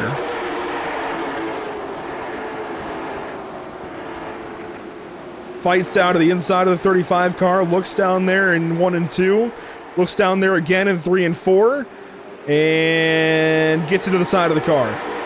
Yeah, Berge just really, on the outside there, really cutting down there. Really didn't quite leave Jarowski a lane. You can't, I don't know if you can really judge that one as Berge's fault. I mean, they made contact, but I don't know where Jevin Jarowski could have gone. I mean, if he would have cut any more to the left, he would have been hitting the cone.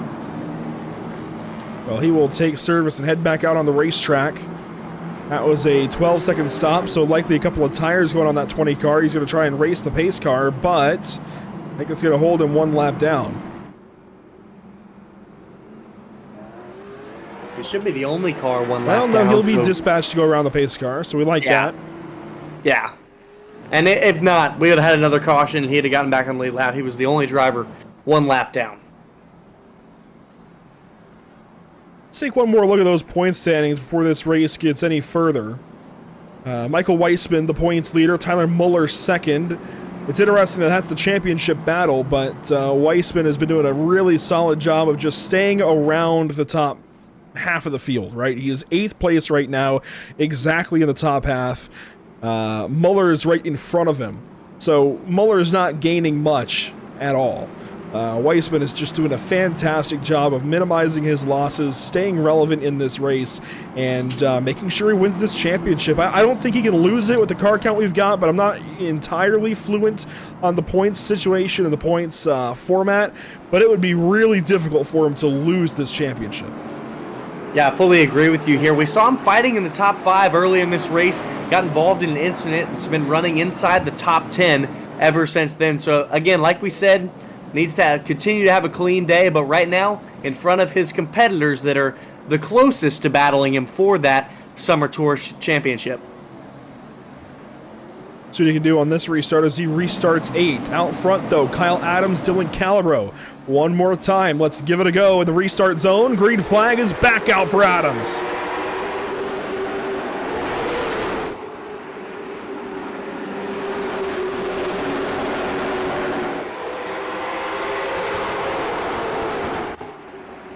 There's the field through 3 and 4. Carpenter bullies the 86 at the racetrack. That's Justin Crow getting sent up the banking. There isn't much here, but he went up it. And guess who's back here now? Evan Hassler back into 3rd position now, passing Brad Carpenter. Right behind him, Tyler Miller, trying to fight with those positions. Those are the guys that have the freshest tires out here. And up front, Kyle Adams fighting with Dylan Calabro right behind. One car up the racetrack, and that is Michael Weissman, championship leader, going all the way to the back end of the field here. If he's going to lose the championship, that's about the only way he can do it, is if he finishes last and Muller goes up and wins this thing. Well, not sure like that. He's getting loose here if we're looking back with him. But, man, just got loose. And now at the back of the pack here, that was the thing that he did not want to happen today. If there was anything, that was the absolute last thing. We'll check in with him again shortly, but up front, Dylan Calabro putting some heat now on Kyle Adams, who apexes early and then comes back down to the apex there on exit. He's taking a weird line. Usually you want to apex later in the corner, get that straight run off the corner and onto the straightaway, but in 3 and 4, it seems like the 24 apex is really early, hits that apron, and kind of bounces up the racetrack a little bit. Well, it's weird, but it is working for him, so Calabro really not able to attack any much further there, just sitting with a 2/10 gap back. But you know what I'm looking at? I'm looking at Evan Hassler. That 38 is coming. He is charging up on these 2 leaders. He is now on the bumper of Dylan Calabro. And Calabro's in the bumper of Adams, but has a slip up there out of turn 2. Here comes Hassler to the inside, pokes his nose down there, takes a peek, takes a look, hits the 71, and Hassler's going to go for a spin cycle. Boom, inside wall, and caution is out. Did not see that coming. Man, Hassler just had so much speed through the center of the corner, had to check up to not spin Calabro, and right behind him, Muller didn't know they were checking up, spins around the 38 of Hassler. Watch this back. We watched it perfectly live. We'll do so again here in slow-mo. You see the 38 just get down to the inside. Here he is. Boom, contact in the left rear. Then Muller comes in. Boom, sends a 38 car for a spin. I think Hassler would have saved it, but that checkup just happened in a hurry. Yeah, well, the 38. I mean, Hassler knew if he spun Calabro around there, he'd have the EOL. So really tried to back out of that one. Just checked up a little bit harder than he probably had to, and Muller had no idea and was right on his bumper in the corner the whole time. Boom.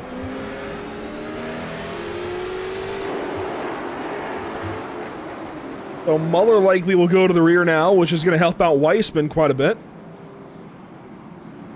And, Brad Carpenter is to the rear of the field for some reason. Because he is pitted. That's why. Justin Crowe also pits. So those guys coming in for a second pit stop. And, at some point, I forget exactly when. I think it was around lap 70. I called out that you could do that. You could pit early, come back in for a second round of tires, and go for the win here. I like that we're seeing that option. We're seeing a split strategy. Drivers opting to take 2 sets of tires, drivers opting to take 1 set of tires, and we're going to see how it all works out, how it all comes to a head here very soon. As laps have clicked down to 80 to go now, we should get the 1 to green signal this time by...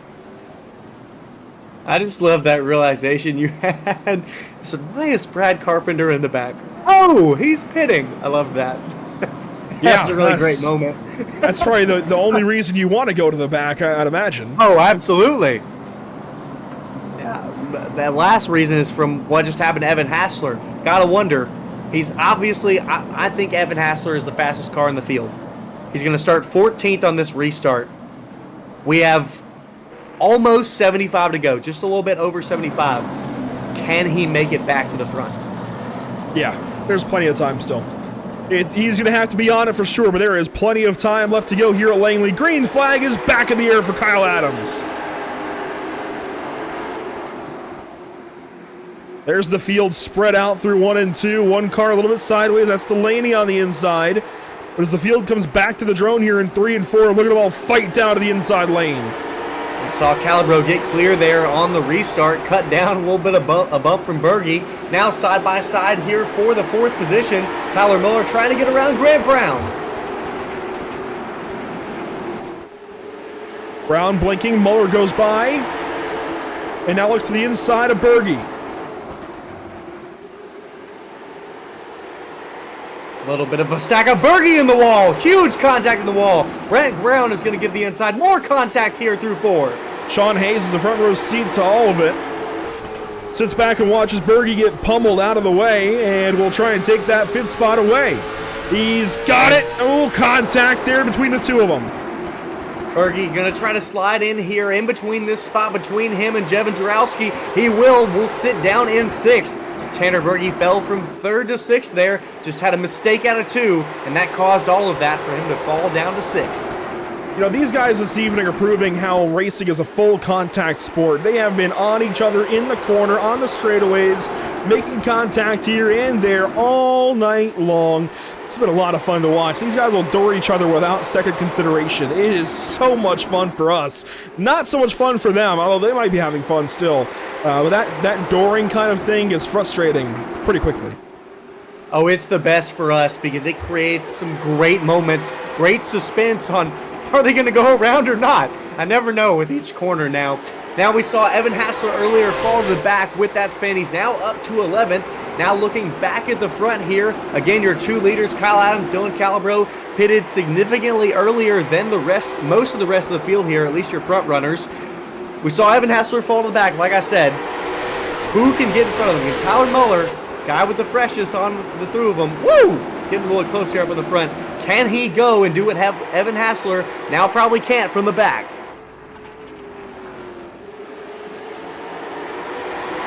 Watching the front of the field, single file. We did see a brief battle between Mingo and who was that?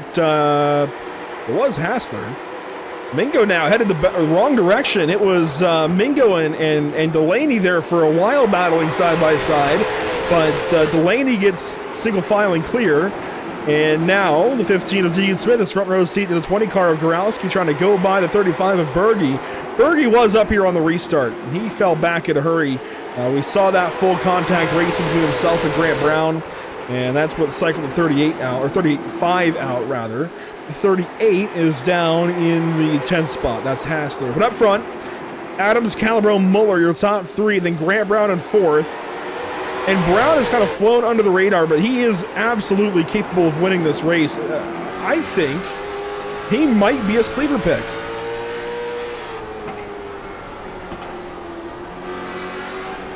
Oh, and Muller gets sideways. Is that going to open the door for Brown?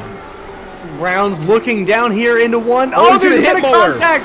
Have to check up. That's going to keep him around. No one collects anybody. We're going to stay green here. That allows Jevin Jarowski to get on the inside of Tanner Berge. Will Berge lose another position? Contact. He's sideways. Jarowski dives back in there. Doors 35 at the racetrack. Berge back out of the way. Deegan Smith going to roll on through.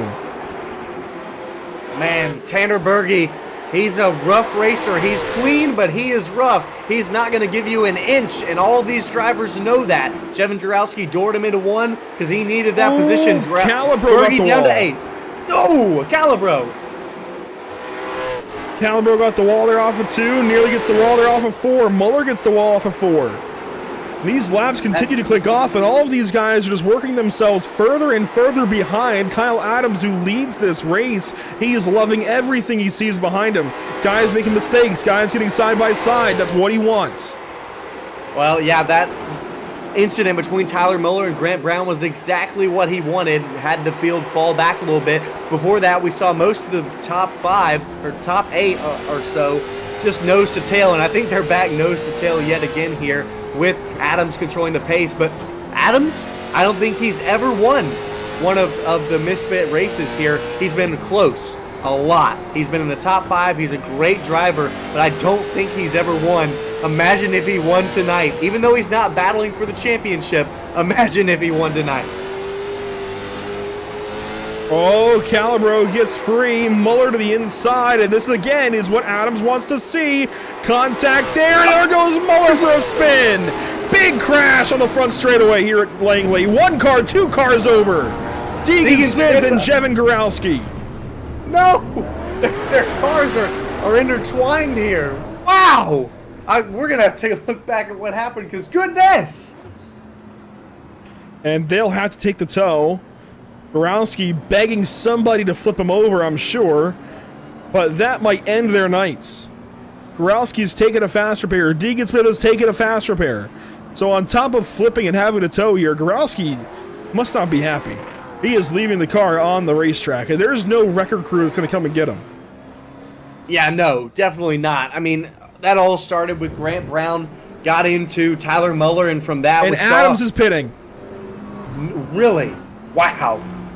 I don't believe that. I think he was fine where he was. I'm really surprised at that call, especially with the cautions, tires being able to cool off. I mean, with all these cars having incidents in the back, I am really surprised at that call from Adams to pit.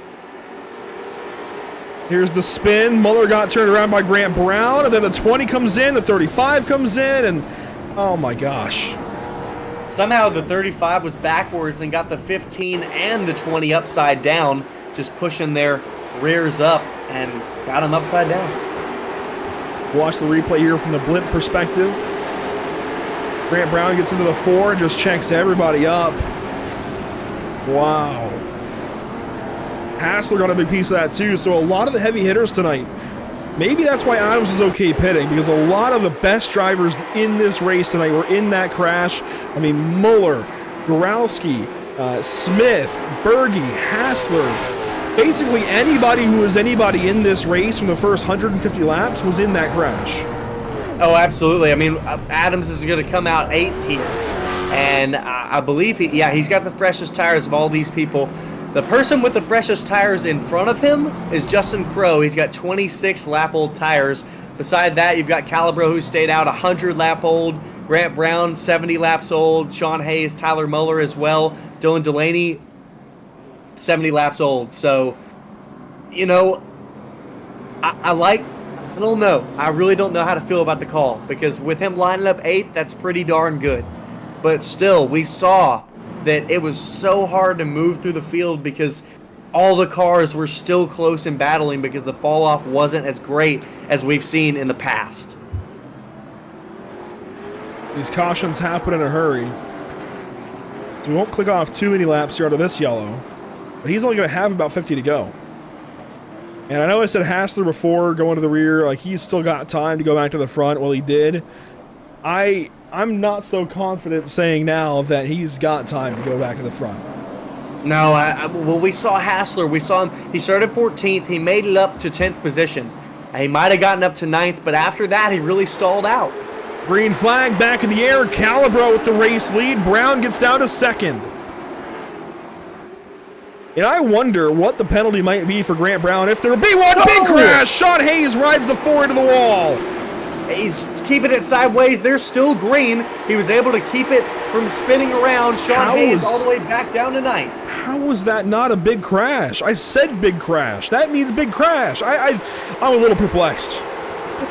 I don't know. Somehow he was able to hold it, and that was a beautiful save. Oh, Kyle Adams gets bullied out of the way by the 74 of Weissman.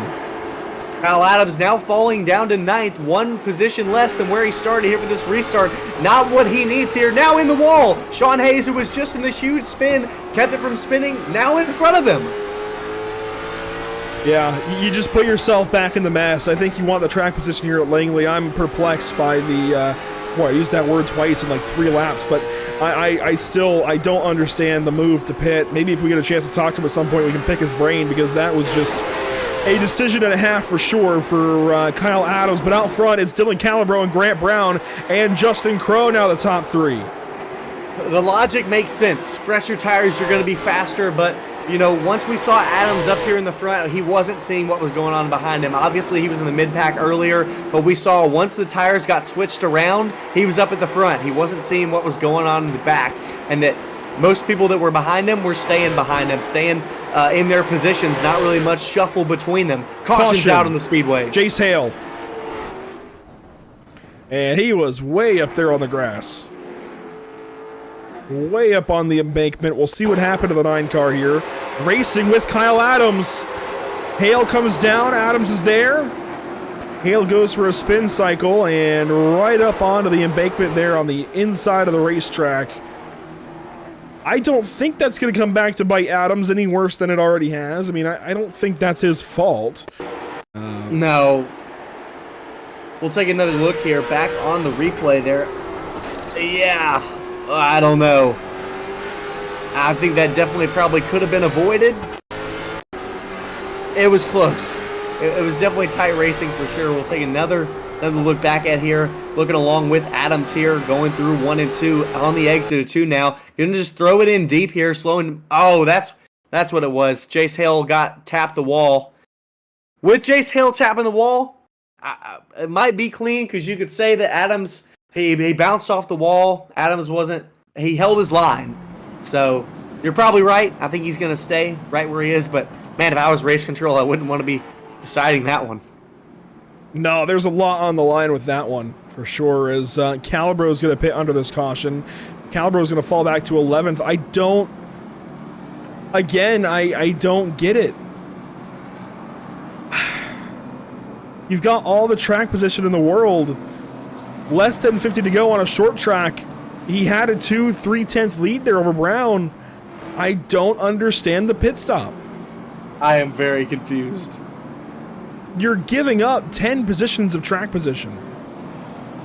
I've got to think it's exactly what Adams did. That Calibro, like Adams, was up in the top 2 since we've had the original pit stop at lap 125. You've got to think that they didn't know what was going on behind them, because if you're they're in the cars, they can't see except what is right in front of them. We've got an iRacing spotter, nothing different. We've been able to see everything here from up in the booth, and we can obviously tell that the fall off is not enough. Track position is way more important. Gotta think that Calibro and Adams just don't have the information that we have, and that's why they made those decisions. It's confusing to me for sure.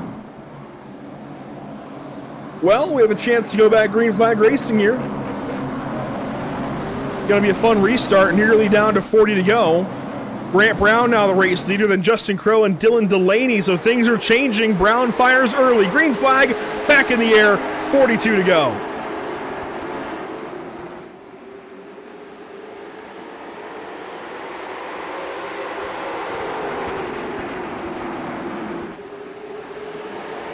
Make that 41 to go. Brown over Crow, over Delaney. Muller sits in fourth, and Weissman's on his inside. Brown not weary. Contact! Weissman takes Muller out. Huge incident. And Delaney runs the fastest lap of the race. Wow. That was a big hit. Watch this. They make a little contact down in one. Weissman's there on the inside. Doesn't feel like he's getting room given to him. They make contact off the corner. Muller's there. And then down into the corner. Yeah, Muller chopped his nose. Big time. Man, that's some rough driving right there. Muller was given the EOL, so he was deemed at fault for this incident. But really, this was some. Yeah, this is. Woo. Weissman had it saved and then came back over. Man, let's watch the onboard here with Weissman. Yeah, that's tough. Looking at the contact because, I mean, they're both going at it here. I mean, that's not just Weissman running into Muller, but they both had some play there for that. Yeah, I don't think Weissman was necessarily trying to take him out. But no, I don't think so either. I think he was trying to save it, and Muller was right there, but it definitely didn't look good. I don't think he was sad to have taken him back out. No, definitely not. That's short track racing for you, especially late in the race here at Langley. That is just how it goes. Well, we'll take another look at what's upcoming for us at Pit Stop TV now that we have a little more time to think about it. Tomorrow night we have a points battle. It's a chase points battle coming down to the line at Charlotte Motor Speedway for the finale for the BRB Butt Care Cup Series. What does that mean? Well, it means that Mason Houseman and Johnny Wood Jr. enter that race just 4 points apart. You've got to tune in and see who ends up going to victory lane and who ends up taking the spoils, who's the champion at the end of the night. Going to be a lot of fun tomorrow evening. Then Wednesday, it's the beginning of the Sim Wrap Market Series for No Limit Racing. The very beginning of their new season at Daytona International Speedway. We had dual racing last week, but it is all kinds of points racing this coming Wednesday, just a couple of days away before we end up going into round number 2 of, well, race number 2 of the round of 8 in the Icon Cup Series, a unique chase playoff format. There we go. Coming to a head at the second road course of the playoffs. With that out of the way, 35 laps remain here at Langley Speedway. We're getting right down to it. Grant Brown, Justin Crow, Dylan Delaney, Kyle Adams back into fourth. Let's see what he can do. Green flag, back in the air. Calabro to the inside of Adams, taking that fourth spot away. Side by side for second. Delaney's going to get that spot. Calabro has the freshest tires of all these drivers up here. He's really starting to use them. Adams hasn't been able to use them the best, but man, Calabro is fighting back. This is what he's got to think. Crow in the wall. This is what we had to think, Andrew. This is what he's been thinking. Now up into the top 3. Is there enough time for him to get to the lead? Is there enough time for him to get 8/10 on Grant Brown? Well, Grant Brown just ran the fastest lap of the race on 90-lap old tires and then some. I'm sure the left sides are older than that. And caution! Brad Carpenter is turned around. Going for a bit of landscaping here. Ooh, a little bit of a jump. See what happens to him. Tyler Muller on the inside. Just a little bit of contact between the two. Carpenter came off the wall and goes for that spin. Muller giving no give right now because he fell so much through the field there after that contact between him and Weissman, trying to get back all the positions he can. Grant Brown is the fastest car on the racetrack, leading the race. I know Calabro's third, and he's going to have a great opportunity here to get up to second potentially on the restart. Adams has got to be praying that he restarts on the inside, and it looks like he will. He's 7th. But he's got to go through a lot of cars all of a sudden to get back up here. He was in such a good spot. I still think pitting is going to be what ends up taking this win away from him. I fully agree. We're seeing right now Grant Brown, 93 lap old tires, and he just set, like you said, the fastest lap of the race, not one lap ago. So I think Adams is definitely going to look back on this after tonight and really regret that decision for pitting. Again, I can understand why he made the decision, sitting in the seat. We're seeing it from Calabro up to third, but I don't think Calabro is going to be able to take it away from Brown. Again, I could be wrong. I've been wrong a lot tonight, but I really think Adams would still be up front for sure if he had not pitted. It just seems like when these guys get out front, they can stay out front. The only thing taking them out of the lead is pit stops. Now, if you got cycled to second or third, I understand the pit, because then your tires are wearing out and you've been passed up. So I get it then. But if you're still leading the race, I don't think you should ever pit out of the race lead unless it's a controlled caution or something like that, or everybody coming in, or everybody behind you is coming in like we saw at lap 125. Otherwise, I don't think you should really ever pit out of the lead, and we're seeing this, and I hate to keep rapping on Adams, but like you said, I think he's going to go back and watch this and realize that was a mistake. Yeah, and I really want to say, just from, again, this is a booth versus driver discussion. A lot of times as viewers of the race, you'll think, oh, why didn't the driver do this? I can clearly see it. Like, that seems like such the logical decision. I say that all the time when I'm watching NASCAR races, when I'm watching Xfinity races, when I'm watching Cars Tour races. I'm thinking, why did they do this as the viewer? But it is such a different perspective when you are the driver. And so there's a different mindset. There's a different set of how decisions are made. So, again, Adam's logic for making that decision absolutely makes sense in the driver perspective. When you get out of the car, you just have a different perspective. Well, the perspective we're going to have is 26 laps to go from the drone here into the restart zone this time. The iRacing.com pace car is going to fire back down to pit lane. Here we go. Green flag back in the air for Grant Brown.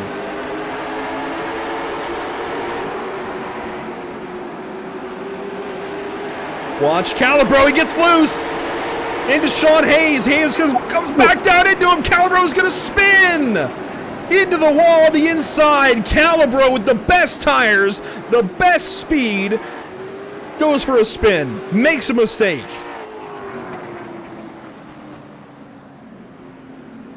Man. Unbelievable scenes. Man, oh man. We have seen mistake after mistake in just the highest pressure moments. Everybody, it seems like tonight, is cracking like an egg in different moments.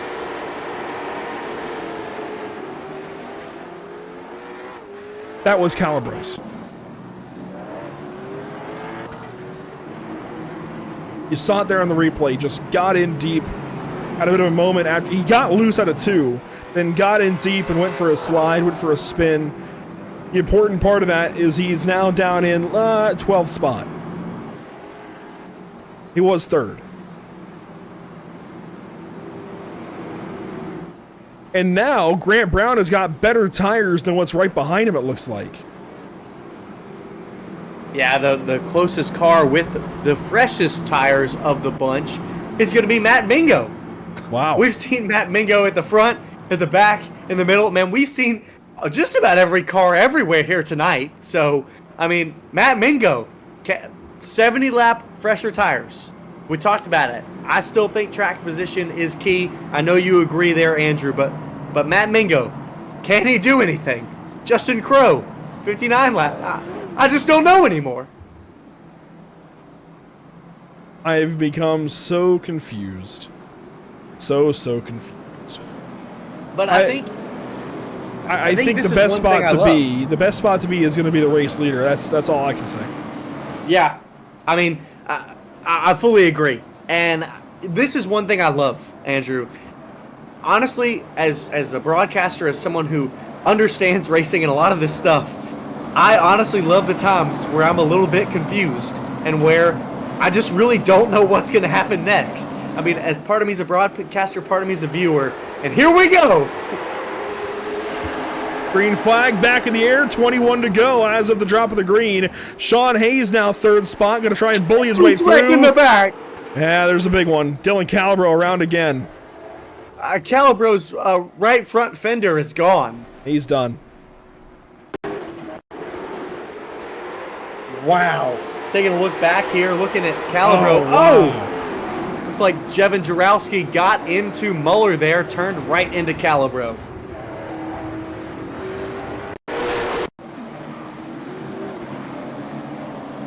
Well, let's watch this one back again. Tyler Muller with problems. He checked up. Borowski ran him over, and the 71 went flying, man. Oh my gosh.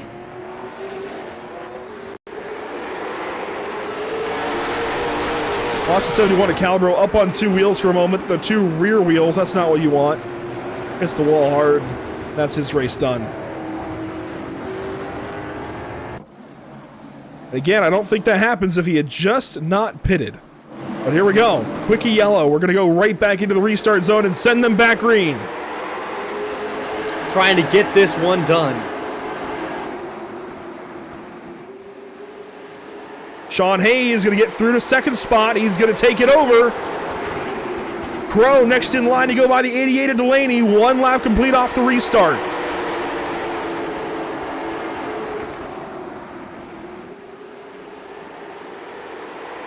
Grant Brown in the best seat in the house. Coming up on 15. This will be 16, then 15 to go here.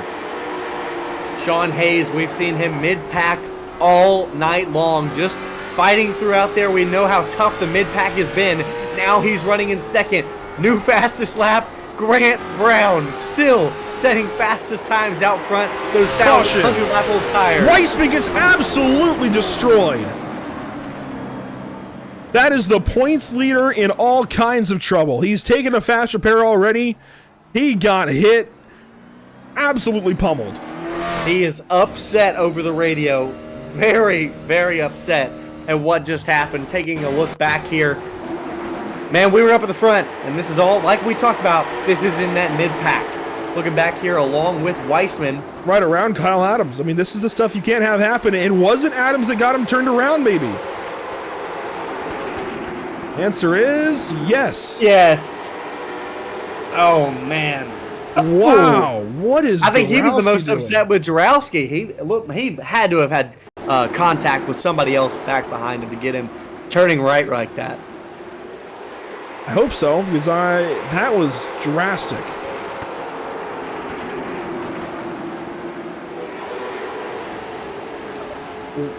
Looks like Matt might have gotten a little loose there right off of 4. Big overcorrection.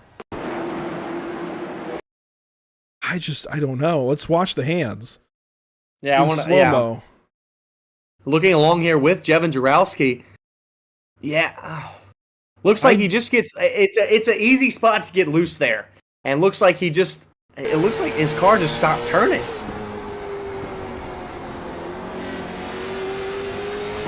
We're gonna make green. I don't think that was just a loose, but we are back green out front. Grant Brown is going to lead us around, and there goes Justin Crow. Everything is coming undone. Delaney, everything. It is all take and no give tonight. Let's watch the restart back properly. This might be a one replay and done kind of thing. These quickie yellows are getting us, trying to conserve laps here at the end of this one. Grant Brown, Sean Hayes, Justin Crow, Dylan Delaney. It's the second row that goes for the spin here. Justin Crow. Oh, contact from Mingo. Yep. Just gets a little bit slow through the center of there. Mingo is right on his tail. And I think we're going to try and send them 1 to green this next time by the flag stand. Matt Mingo currently being black flagged. As you would expect, yeah. He got in the back of that 86 car of Crow to turn him around. Guess who's in 3rd and 4th? Adams and Calibro. Are you kidding me? Well, I'm seeing Hassler. Or Hassler, yeah, sorry. Different black car, yeah, you're right. Calibro is definitely done. But, I mean, here we are. Through all this mess in the back half, we saw Evan Hassler get collected in a huge incident earlier. He's been tough. It's been impossible to fight back and claw back through that midfield unless there was an accident. And here they are. But again, Grant Brown, we've seen him so fast here at the end. Can they get by? Just an unbelievable race so far. We're going to go back green here in just a moment. Graphics have slowed down on us for a moment, but we are somewhere coming up on 5 laps to go. Caution lights stay illuminated. Now they get shut off. We're going back green this time.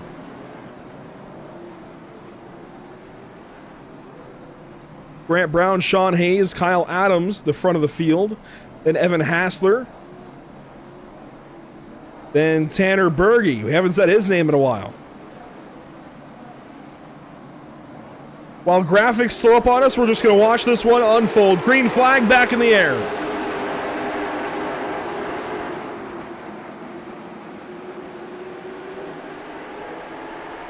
Down the back stretch.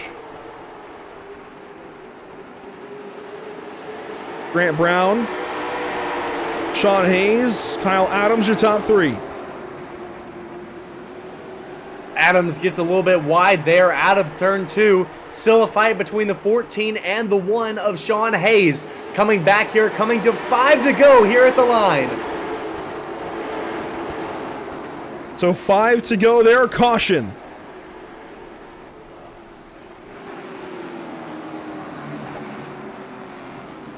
That's going to be Brad Carpenter turned around.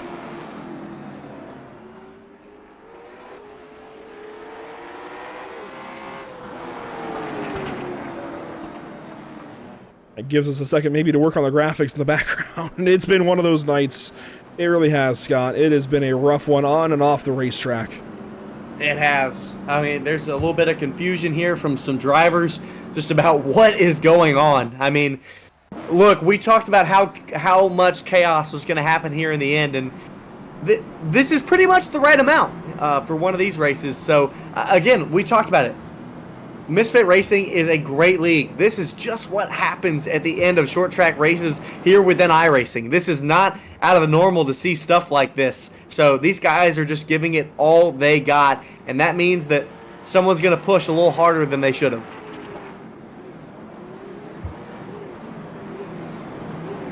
Well, make a pick now, Grant Brown or the field.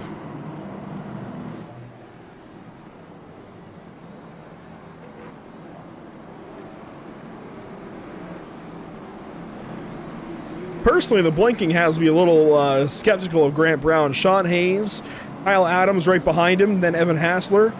But the restarts have been all the leader, and it's going to be 2 laps to go properly. It's going to be a green-white checkered overtime finish. It'll be our first of the ability of 3. I don't know if we'll get 3. After what we've seen here in the last 50 laps, I think we definitely could go for all 3 green-white checkers. But I know that some of these guys are really hoping to finish it outright.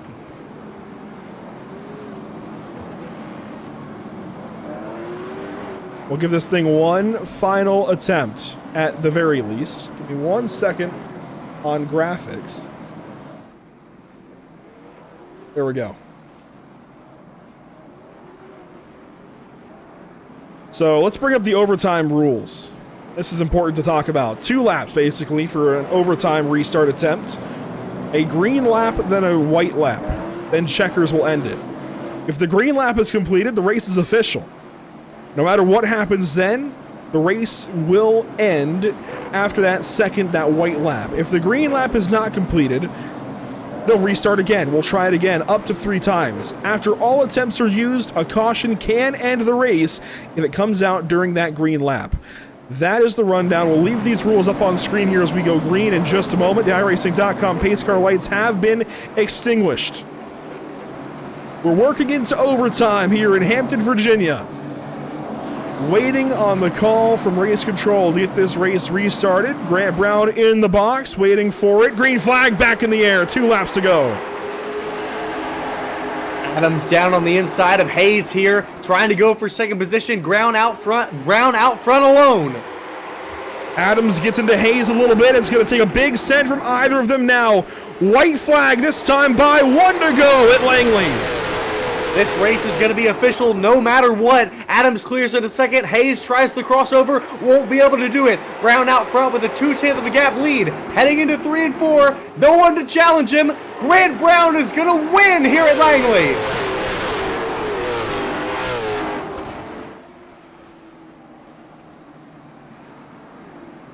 Grant Brown posted to victory lane. Blueberry, as they call him, with the win here at a track that looks suspiciously like a blueberry. It's dang near a circle. It was meant to be. Wow. And look, that's exactly what it was a great move for him to stay out. I think you were absolutely right, Andrew. The track position was the key tonight. Absolutely. He held on to the track position for what, 100 laps or so? Well, I know he wasn't out front for 100 laps, but he was out front for a long time just on those old tires, hanging on as the laps clicked off and away. And I gotta feel like if Kyle Adams or Dylan Calabro had opted to do the same, they would be in his position with the race win. If we bring up the stats here, 50 laps led for Grant Brown.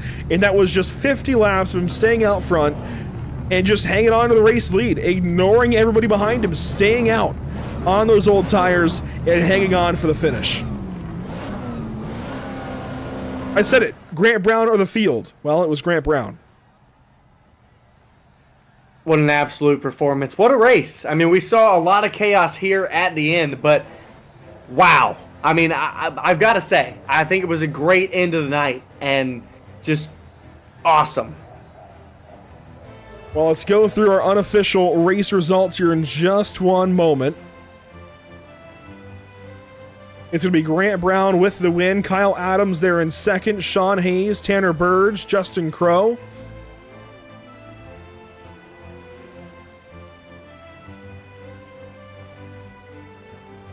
Sorry, working on a couple of things off screen. Here we go. Trying to fix things. Deegan Smith back there in sixth. Had a lot of incidents. We saw him upside down. Managed to finish sixth. Evan Hassler, really, really strong tonight. Got involved in a few incidents. I don't know. I think everyone in the field was involved in an incident. Then in 8th, that 45 of Michael Weissman. 9th, Tyler Muller. And then back in 10th is that 9 of Jace Hale. We saw him in a lot of stuff tonight. Ended up finishing 10th. Then in 11th, I'll have that 12 of Matt Mingo. Back in 12th, we'll have the 31 of Brad Carpenter. Then in 13th, the 88 of Dylan Delaney. Then followed by Calabro, Jevin Jarowski, Tyler Lugo Vickery, and Trevor Ward all out of this race after big incidents. We'll bring in Grant Brown and talk to him. A big win here at Langley in race 7 of 7 for the Misfit Touring Summer Series. Grant, your nickname is Blueberry. This track is suspiciously close to the shape of a blueberry. It's a Popeye is missing away from a circle. Is there some kind of connection? I mean, how do you end up with this thing after a 250 laps? I don't know. I really love the flat tracks, and I took a gamble staying out on old tires, and the one car did as well. Kind of got peppered with cautions late, and that definitely helped our cause. And yeah, I don't know. Just kind of tried to play the strategy card, and it worked out. Saved our stuff really well, and even had a extra set of tires in the pit.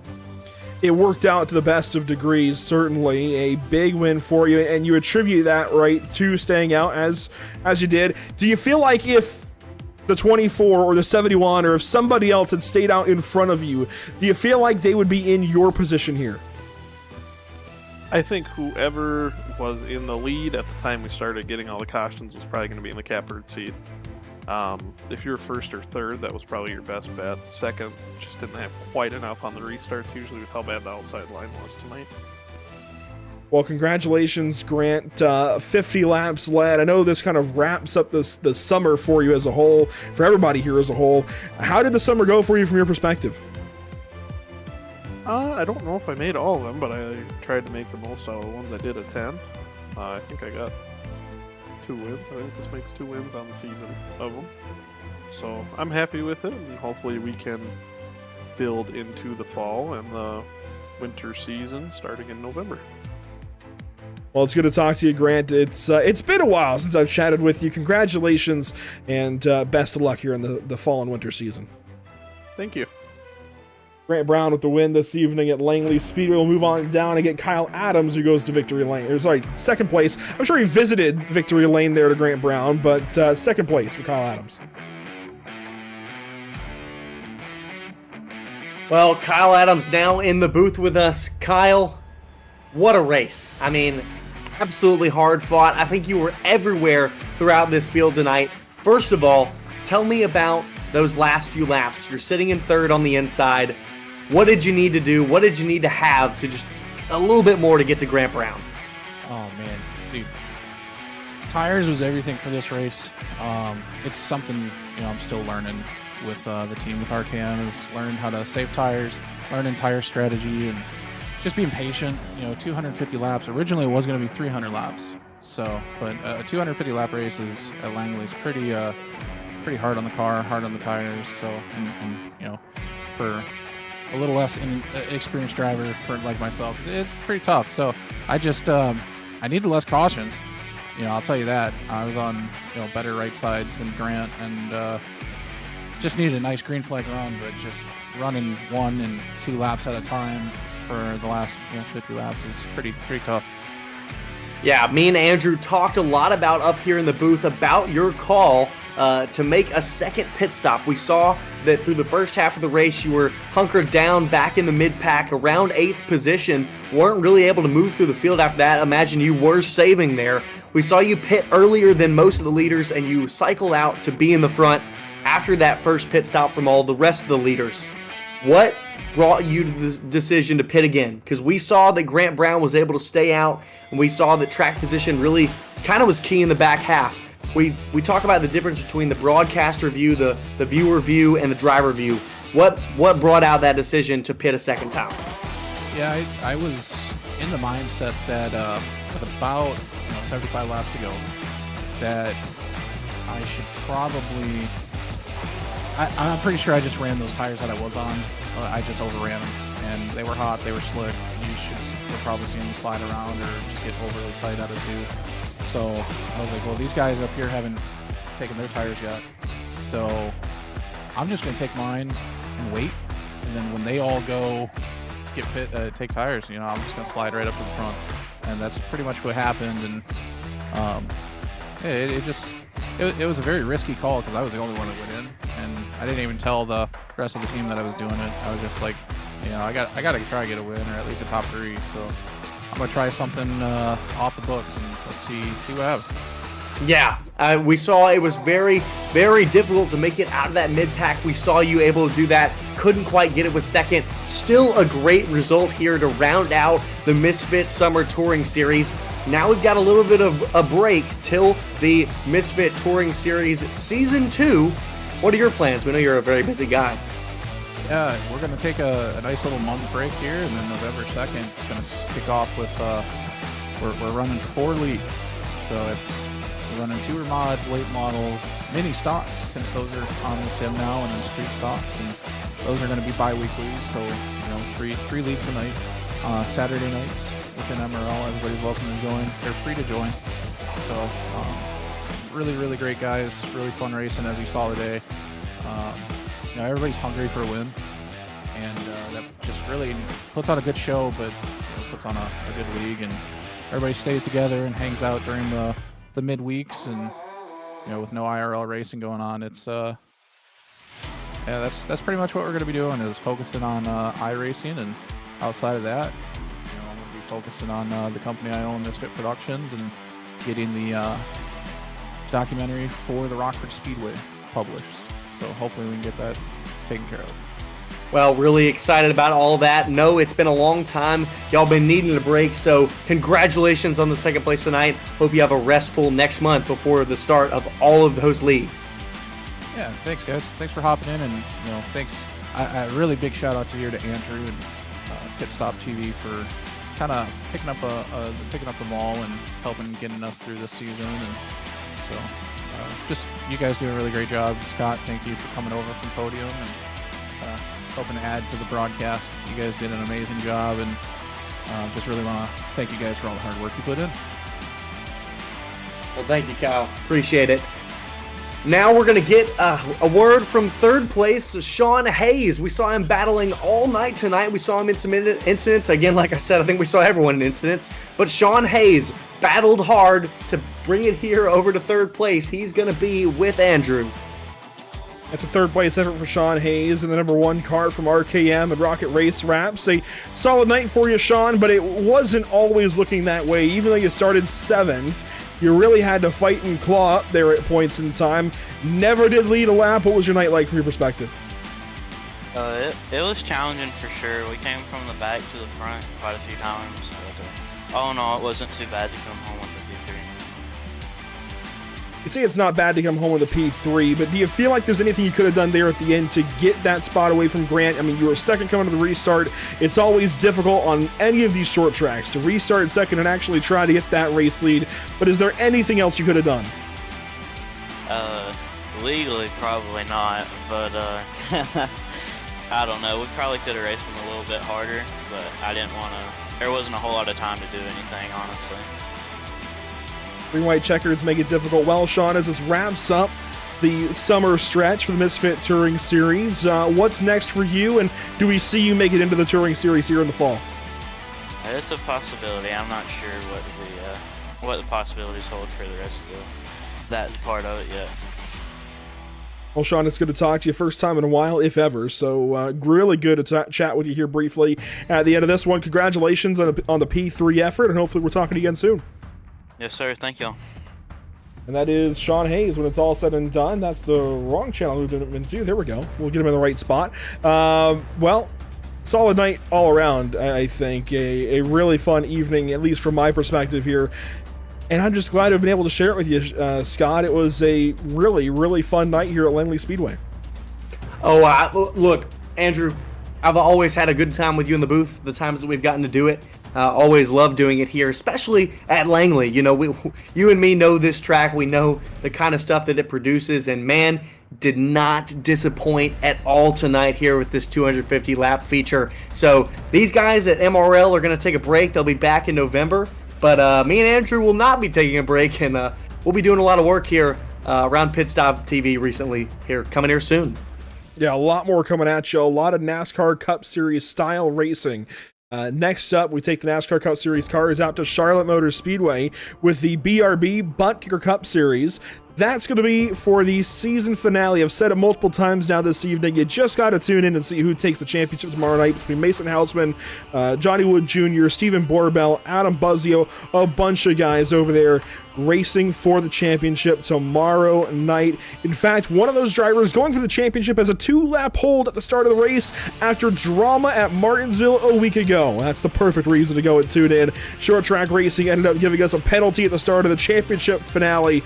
That's going to be a lot of fun tomorrow night, October the 8th. And then October the 9th, it's the Daytona International Speedway for the SWM Series, the SimRap Market Series for No Limit Racing. They are getting everything squared away and ready to go for their season opener. And Sunday, it's the Icon Cup Series in Race 2 of the Round of 8 for their playoffs. You can catch all of these broadcasts and everything Pit Stop TV on all of these platforms down below. PitStopTV.com, Facebook/PitStopTV. It's at Pit_Stop_TV over on Instagram and Twitch. Then it's at PitStopTV1 here on YouTube and at PitStopTV_ over on X.